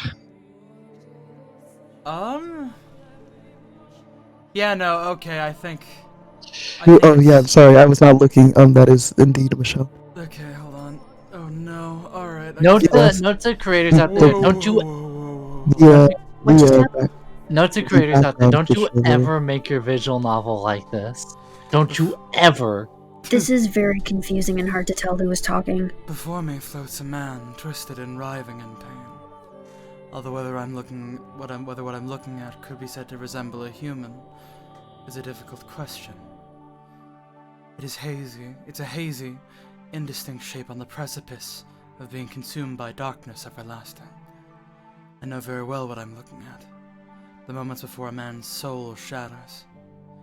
Did I do the same thing to him that Morgana did to me? Was it I who summoned the darkness? Who laid his past bare? Who forced him to relive these events? To experience once more everything he felt, everything he thought? Who put him through that despair a second time? I can only imagine how he must have felt, causing someone he once cared for so much pain. The things he did are abhorrent, more than deserving of reproach, and it would undoubtedly be easier for him to simply vanish in an eternal abyss. But I can't allow that to happen. He still has work to do. His story is essential. It's almost certain Morgana still doesn't know who he really is. He needs to face her, to reveal the truth with his own words. That's the only way we're going to get her to have a change of heart. That's not all he has to say to her either.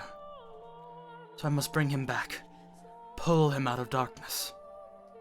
I grab the man by the arm and begin scouring the blackness for an exit. After some time I see a speck glistening high above. So I make my way upwards, back into the harsh light of the real world.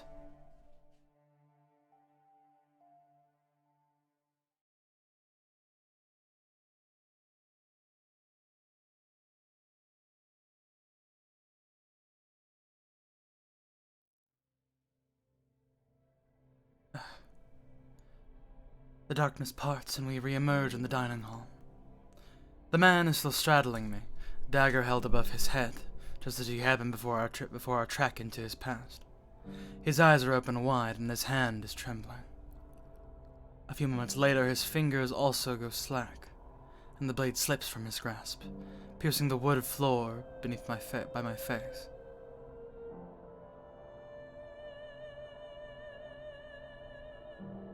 Hey!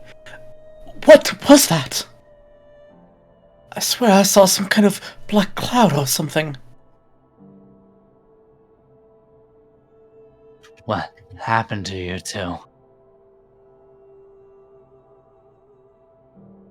Neither of you saw any of that.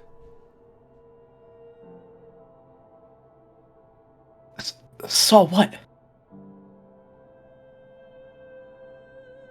If you didn't see anything, then don't worry about it. The necklace. It must have been the key to unlocking his memories. Like when I touched the mirror in the mansion. I have no idea why certain objects show me different memories, but I got what I needed. I think. I'm fairly certain the white-haired girl is Morgana now. The things Jacopo did to her and felt for her behind the third door have much in common with him and Morgana in this life. Why did you dig that up? How the hell did you do that? Why did you show me my former self? Why did you make me watch that? Why didn't you tell her? Had you only opened your mouth and told Morgana the truth? Told her you weren't the previous lord? Told her who you really were? Things could have turned out differently. Turned out differently how? Knowing would only have worsened her pain. Yes, you're exactly right. The man who once saved her life is now the source of all her misery. How would knowing that do anything but cause her more despair? The least you could have done then was set her free. I had already put money into setting up the church here. Her arm had been cut off. There was no turning back. You can't go back from that. You could have, yes. You could have stopped then and there. Don't act like you know anything. You couldn't possibly comprehend the weight on my shoulders, you dirty peasant. You're right. I can't. And I'll be damned if I want to. To hell with understanding the feelings of a man who could so easily lose sight of what mattered most for a little power. Money, power. That's not what you really wanted to hold dear. So why couldn't you let go of that? Why do you have to go and let what matters most slip through your fingers?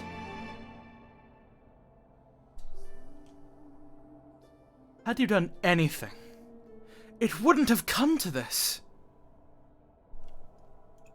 I couldn't have people knowing where I came from. I needed Wealth? Rank? No, you didn't need any of that.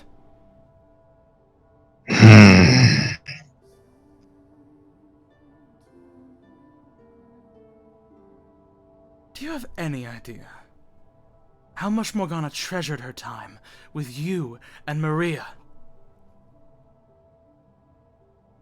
Do you know how she described that period as one of the brightest chapters of her life? Those 3 years she spent at the brothel until it was attacked. She said that that was where she learned how to find joy in life. enough. She would never say any of that. Why do you refuse to believe me? She never opened up to anybody. That's all just your fantasy. What you want to see in her. You're trying to convince me of something that was never there. No, I think he's right, Lord. I believe she did feel that way. The day I killed that carriage full of slaves 4 years ago. This girl you're talking about, she was there. What? That can't. And she said this to me before I began my massacre. I'm sad I didn't get the chance to show my gratitude to the people very dear to me. She was crying as she did. So that's who she was talking about. It was you.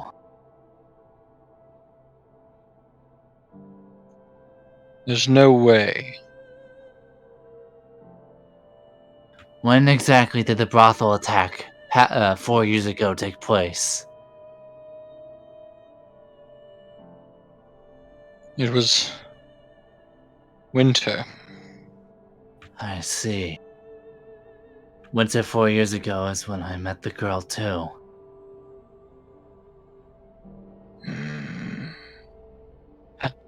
That reminds me. She mentioned something unpleasant happening to her 4 years ago during one of our conversations. She was forced to part ways with the people who taught her that humans are capable of kindness. I was talking about you.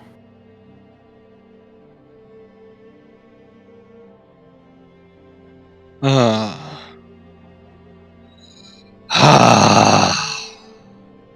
think that's more like wailing than...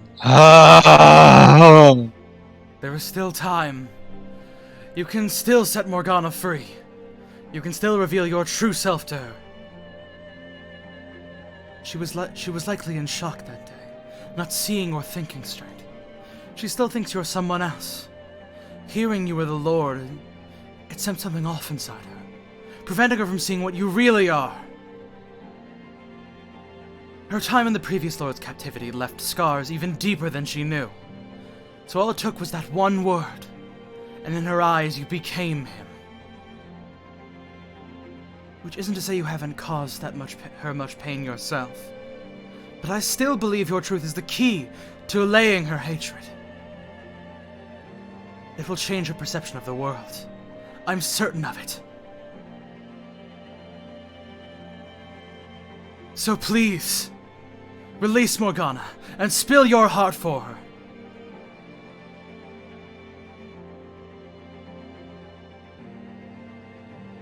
I was planning to end it all with the Harvest Festival.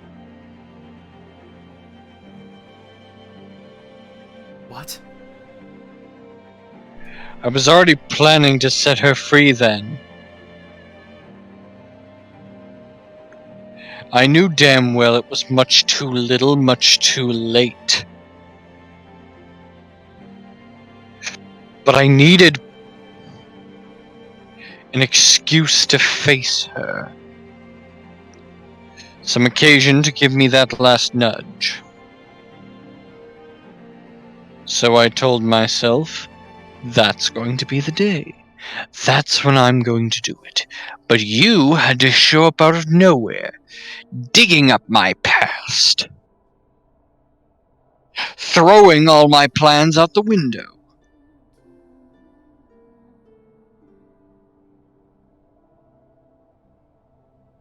You still think I'm the reason your carefully laid plans fell apart?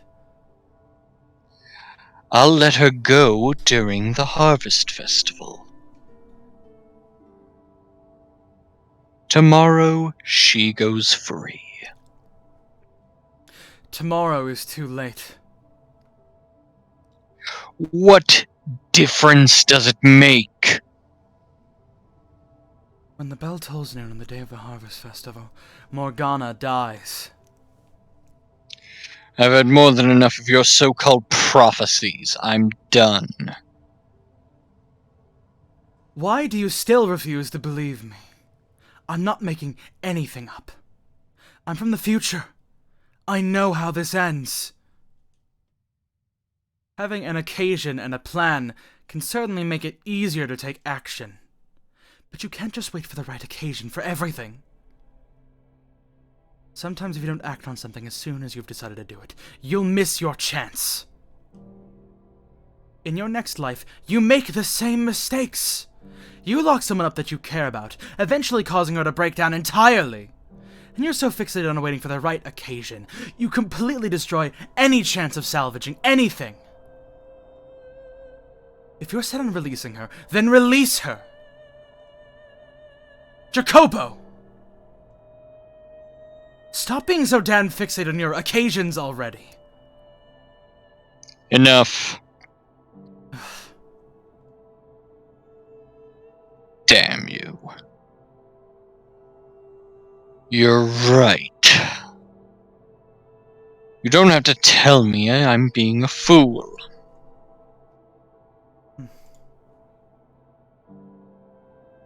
I'll do it. Right now, I'll do it. I'll release her.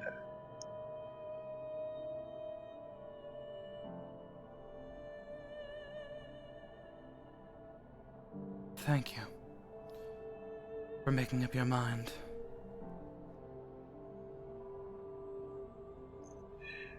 I didn't make the luck require 3 keys. Because the weight was too much to bear alone.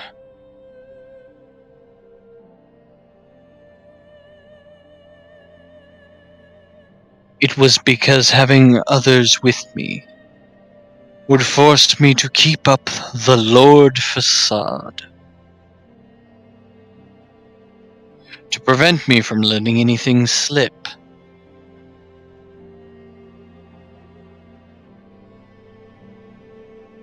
Or maybe I was just waiting.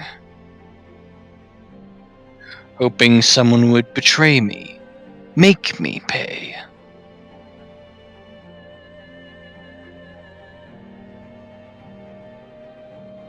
Pathetic, I know.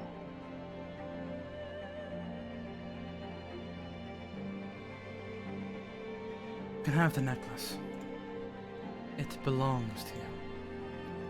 Though I doubt Morgana will accept it.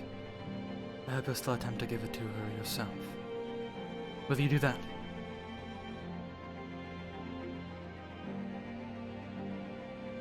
Where did you get that anyway? From Maria. I thought she would have thrown it away by now.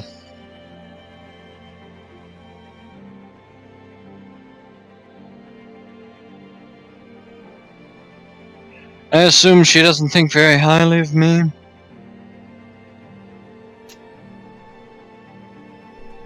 Be honest with me. She was planning to kill you. Huh. Maybe that would have been for the best.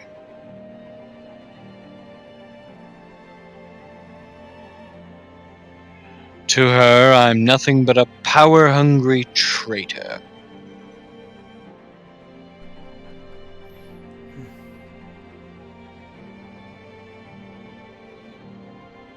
The necklace. I'll take it. Here you are.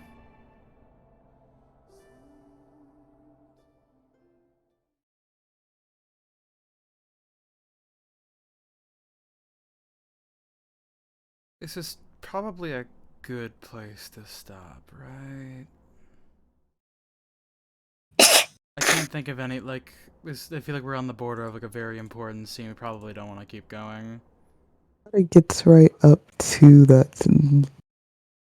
You want to just, like, get up right to it? Okay. Alright.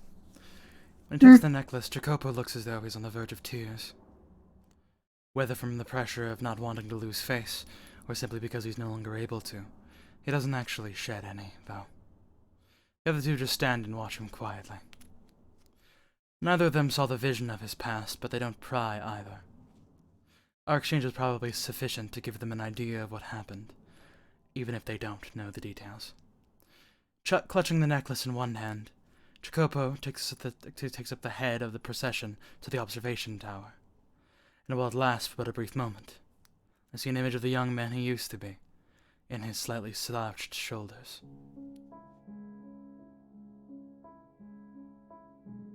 Alright, here. Okay, yeah. Yep. Okay, yeah, there we go, perfect. Yay! We didn't want to end on another black screen. Key! All these useless keys. All these I redundant... cannot wait to hear everyone else's reaction to this chapter. Okay, Oh my god, alright. okay, hold on. Okay, listen. We're gonna keep this nice and civil and relaxed. No one's gonna shout. The fuck we are. I don't think I can even physically shout right now. No. And at best, we sure would prefer you don't anyways. Oh yeah, and also yeah. So for you, be respectful.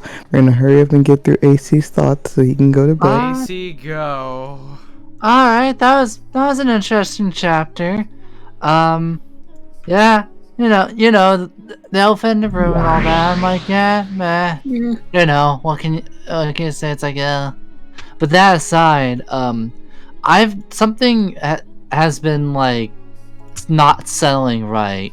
Or I have a bad feeling about something. It's not because it was brought up. It's because of the opposite. It hasn't been brought up. That being, Giselle hasn't showed up, and the last time we saw her, what she said sounded very final. You are not like, wrong. She was like, if I recall correctly, she was like giving like her confession of like how, giving a confession of like, oh, I love you and all that, and like she went into Michelle's feelings and all that. So, I definitely... Can we cross-reference what the last Giselle line was? He's basically correct. She was saying that she loved Michelle very much. Also, if he wanted to, like, you know, live his life here or such, he should do that, etc., etc. AC is basically correct in paraphrasing statements. Yeah, unrivaled once again. But that aside, I have a feeling that she probably vanished and probably knew a little bit more about her vanishing than we or Michelle did. I wouldn't be shocked that if we get to the end of this, everything's resolved, and Michelle looks around and Giselle is not there. And yeah, there's also that. Another thing was very would irony be the word for it? The whole situation of Morgana being the reason Jacopo wanted more power, only for that very power to be the reason why Morgana's locked up, traumatized, starved, mutilated. AC, are you saying it's ironic, like rain on your wedding day? Oh god. Okay, moving. That's enough from you. But yeah, those I are. wouldn't call it irony as much as I. Oh god, is that irony? Also, to answer your question, no, that isn't irony. That is a cruel twist of fate. Thank you. Much like the gifts of the Magi, no, as most people understand it, that isn't irony. Wait, is it really not? Is it colloquially irony? Well, colloquially it means colloquially that just means it means whatever you say it does. Yeah. Like your house burning down because of stress relief candles. But it feels like that would be a situation somebody would call ironic. That aside, sorry, I do have to go ASAP, but yeah. One other thought was I'm still weirded out on that one flashback with Morgana and her mother, and Morgana was referred to as me in the text chat, not the chat, the little text box, and that seems off and deliberate. If it was during the very beginning when Morgana first showed her side of the story, that'd be one thing, but showing her name as me then and there, I have my feelings, my suspicions. Can I correct you for that one thing? What? Because the me was just Michelle. It's just looking yeah. I thought I got He's confused. narrating the story and saying me because the character is through eyes is thing. I'm sorry, I'm tired. Man was Did living you in someone understand? else's skin. Yeah. He's watching it play out through the eyes of Morgana, so he refers to it as me. Oh, okay, yeah, that's cleared. Alright, that's cleared up. Thank you for clearing that up. But yeah, overall, my final thoughts are,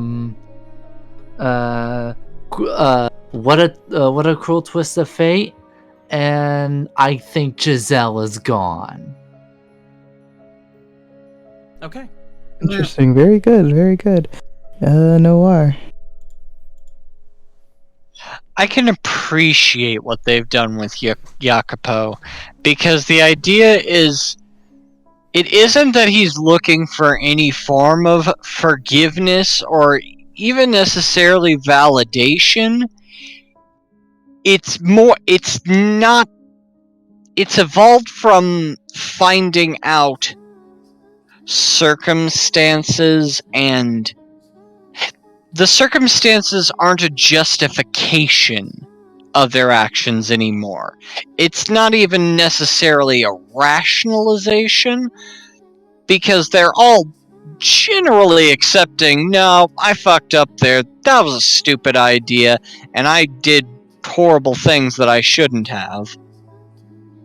But they're also owning it, and they are understanding and respecting it, except for betraying Morgana forever and just leaving her to just rot in a hole. Because, you could have really walked that back a lot faster there, buddy. I think it's pretty hard to say. It's well, yeah, I was gonna let her out after the Harvest Festival. It's fine. Don't worry about it. Stop being angry that I have her locked in this hole and was stealing her blood for months. As if that makes it any years? better. Unsure. Is it clear exactly how long? It's been a minute. That's all you really gotta say. only gonna give us the actual time, but I can't remember. But at the end, regardless, it's been long enough. Yeah, the answer is just long enough. Any amount of The time is real long, answer is so also any amount of time that you lock someone in a room to steal their blood is a bad amount of time. Oh, hello, Clinical Obsession. Hi, Clinical. Hey, Clinical. Hey, dude. Clinny.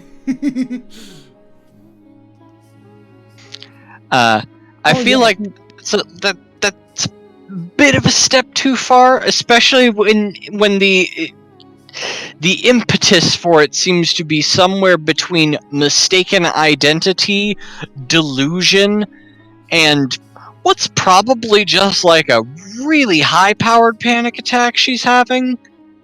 Like, With a Morgana PTSD. wasn't a very stable person to start out with.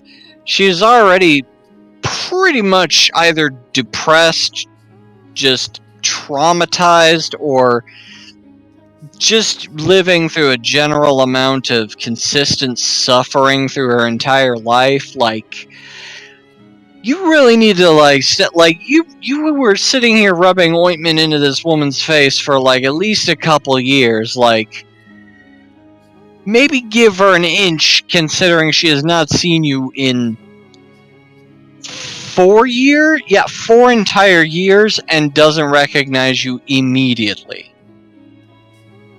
And also has a crippling fear of being in literally this specific place. And is also generally under the impression that you hired someone to cut her arm off. Alright. Anything else? You good? My real wonders now are where we're going forward on this, because it feels like we're getting that sort of feeling of everyone's reaching out their hands, but it's still up to Morgana to take it, because I'm still not entirely sure, because they've been a bit ambiguous on if Morgana's death is somewhere between her just starving from not eating on purpose for a extended period of time, or her semi-unlimited amount of blood constantly being stolen from her has taken a toll that is just finally killed her at some point, and it happens to be now. And that disparity kind of means that I feel like they sort of have to reach Morgana. And I don't know if freedom inherently is something that will do that for her, or if Morgana can understand freedom at this point. I mean, she's literally resigned to death at this point. Especially because I am under the impression she does not know anything that has gone on outside of this singular room she's been in for a long period of time. And we still don't know who the fuck that man in the painting is. I'm thinking maybe that question will be answered with the supplementary material. I feel like I'm hoping that a lot of the supplementary material may just be like fixing up these sort of plotline bits that we may have not seen or gotten like big explanation on or not. But I hope that they don't go through a lot of it. Well, hold on a second. God, B, can I pardon. say, B, can I say what Requiem's about? No. Well, I mean, I might have a general guess. Requiem isn't exactly very subtle. we've already said this. There's a prequel story. There's a sequel story. These other side stories are just things in between all that. I have no idea where the hell they are fitting a prequel story into this. Kind of like... Literally everyone's story has been a prequel to each other. I mean... We'll cross those bridges. Maybe that's how the magic works. Alright, okay, we won't say it, alright. Like a sandwich. Anyways. It's just like a sandwich. Anyways. Shelly, what do you think? Yes.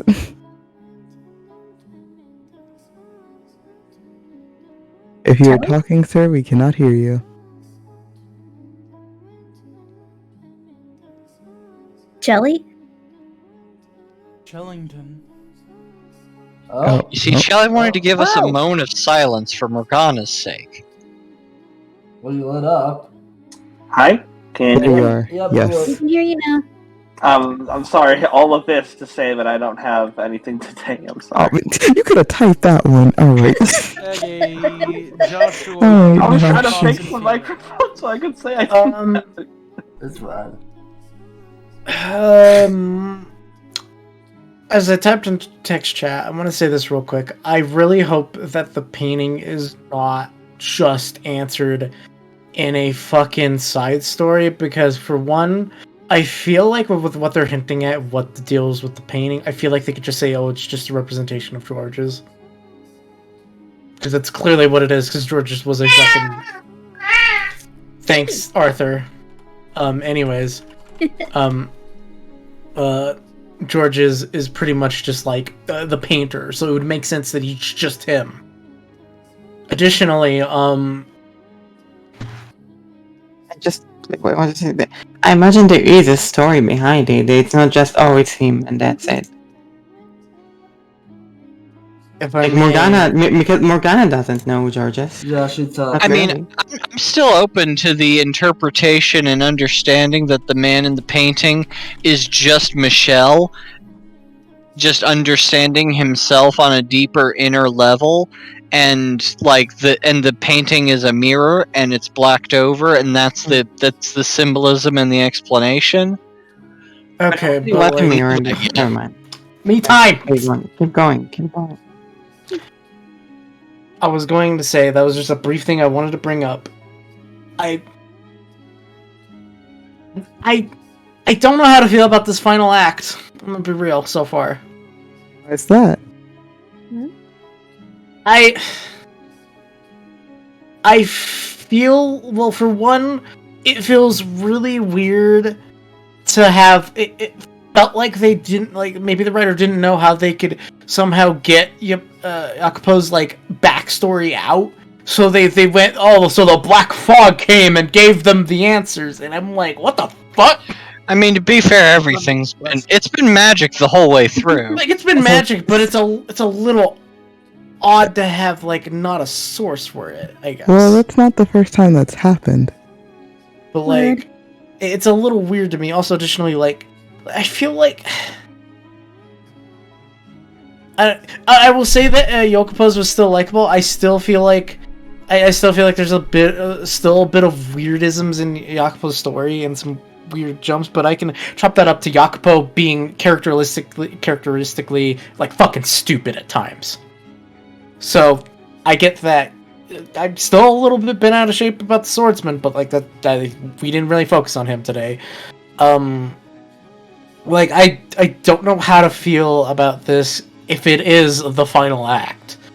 This final act, because there's some stuff that's not hitting as well, I feel. But that's kind of me right now. Alright. Bone, go ahead. Alright, so I just want to mention I did miss some portions of this just because I was having a really hard time focusing with the whole biological contagion that is within me. I feel you, man. I will say, you know what? I don't got much to say. I'm just here to see where it goes. I feel like there was something I wanted to say, and it's not hitting. If it comes back to me, I will say a thing. Kaneko, you go. I'm gonna die over here in this corner. If you're going to die in the corner, make sure you have plenty of hot water and tea. I'm actually fine. Like, it's just a voice problem right now. I know you're fine. I'm just going ahead and adding on to it. Please make sure you drink some more tea or something, dude. Oh, I've been drinking a lot of tea. You haven't tried to use a neti pot, have you? Keeping it on topic, please. Khan, what Of course. I'm not gonna address the elephant in the room because I think we all know what that is. What? Stop. No, I don't know. I don't know what the The elephant in the room. weirdisms about But the Yakupo and pedophile, yeah, Morgana. it's the medieval ages. And Orange has turned into Krusty the Clown, so I'm gonna keep moving forward here. Oh wow, the middle-aged people were into that. Oh my goodness. Well, no, Anyway, he would acknowledge Con. it was wrong. Anyway, Okay, that's good. I will agree with what AC said about Giselle vanishing. Maybe it's an indicator that somehow she was somewhat involved in possibly bringing about the darkness that brought about Jacopo's backstory. Or maybe it was just some part of needing to move the plot along. I do need to figure out what's... Oh, bye, Roboot. Figure out what exactly is up with Giselle and how this is all going to play out. Maybe they'll come back to the mansion. I don't know. If we're gonna be technical, they're still in the mansion. Yeah. So it's a flashback into the past inside of a mansion that's currently built in the foundation of nothing. Giselle told you from the start, telling you a story of stories that happened within the mansion. So yeah. Huh. Wait, Noir's actually brought up a good point, and that is something I actually did think about. Maria in this chapter and the other part of this part, losing my mind. She's been anything but villainous, but in Door 3, she's portrayed as complete villain. Why exactly is she portrayed as a villain in Door 3, trying to out and ruin Jacopo's life, and the white-haired girl in the process, but here she's just a whore and helpful? Do you think there'll be a twist? I really hope not. There's been enough twists in this to last for a while. And mostly I've seen Maria here as just a hooker with a heart of gold. What do you guys think? Yeah. I mean, Rindy had that theory that Maria was the one who ultimately sold out the brothel to the bandit. I don't think that's true anymore. No. Maybe, but it seems unlikely at this point. I don't know. Well, it's also where Maria lives. It's highly unlikely she'd go ahead and sell out her own brothel and have her other friends killed along with her home I mean, destroyed. She clearly made out quite fine after it, so I'm wondering if she... So it's possible that, like, she got something out of it in return, but... What could she have gotten out of that? From selling out Morgana? Someone the Lord, like, was after? Would have gotten money, should have done it. I would like to remind you that earlier via Michelle, that when they were meeting in the house and whatnot, when it's just the girl talk time, like, Maria was very happy about Morgana being alive. That was another thing. That's why I no longer think that to be the case, but that would be the justification. That was another thing. It seems the portrayals of the girls from the other doors were drastically altered or twisted to make them seem like the villains of those doors. With Door 1 it was Nellie, with Door 3 it was Maria. Why exactly is it Morgana? I think the problem is like Door 2 just makes you think it'd be Pauline, who isn't. But because they're not like... I don't think the point was to make them the villains. I think the point was make the people who made Morgana actually suffer be punished, and they were a means to an end, but as the harbingers of destruction, and the thing that would cause them the most suffering. No matter Well, you see, it's like Jacopo said. He's trying to become this powerful figure, this cult of personality, so that way those who are close to him won't be hurt. But in that cruel twist of fate sort of reformation sort of idea, that's what happens, is the people who are closest to you are the ones who betray you. Because because they now deserve and are living through the harshest betrayal of all. I believe Mel's curse was literally, I'm gonna make Net so obsessed with you it ruins both your lives. Yeah. Mostly because his sister was his obsession for some time, but even then, it was But mostly original, out of his fear of possibly losing the only connection of family he had. well, but original Mel and Nelly were not that much. They had their No. issues, but it was under control, and like even Nelly like this Nelly when she's younger seems more like understanding that eventually Mel could find a girl, and maybe it won't be her prince forever. That talk actually got me thinking of something just now, and it's Morgana. The curse seems to also be affecting her. She's white hair girl, because the curse is also kicking white hair girl's ass real bad. If the white hair girl is Morgana, then why is it that she's also punishing herself this way? It's unclear who exactly White Hair Girl is yet, I feel like. Yeah, I guess there's still room. Whether it's exactly Morgana or there's just some connection between them or something like that. Yeah, I guess there's room for doubt on that. Could be another twist. I think if it's any situation like that, Morgana probably is unconsciously aware that maybe punishing them isn't the best of idea. It may seem right, but when you go ahead and seek revenge, you have to dig 2 graves. Right. I feel like that was the whole reason she kept trying to convince Michelle to do the same thing that she did. Morgana would respond, "Oh, don't worry. What are you implying? I'm enacting revenge on way more than 2 people."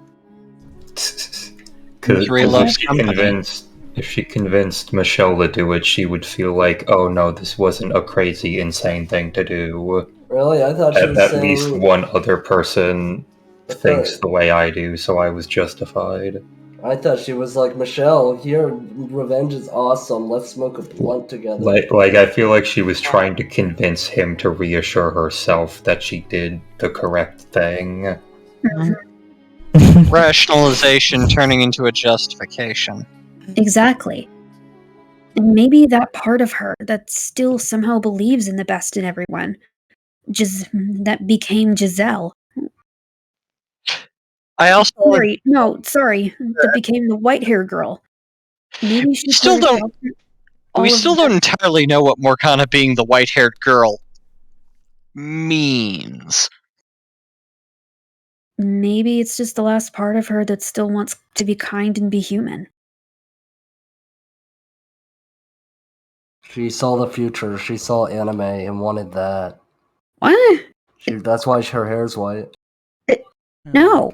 Yes. Okay. Alright. We still have Sim. Yeah. Well, wait, did Rindy go? Randy Oh, hasn't still to go.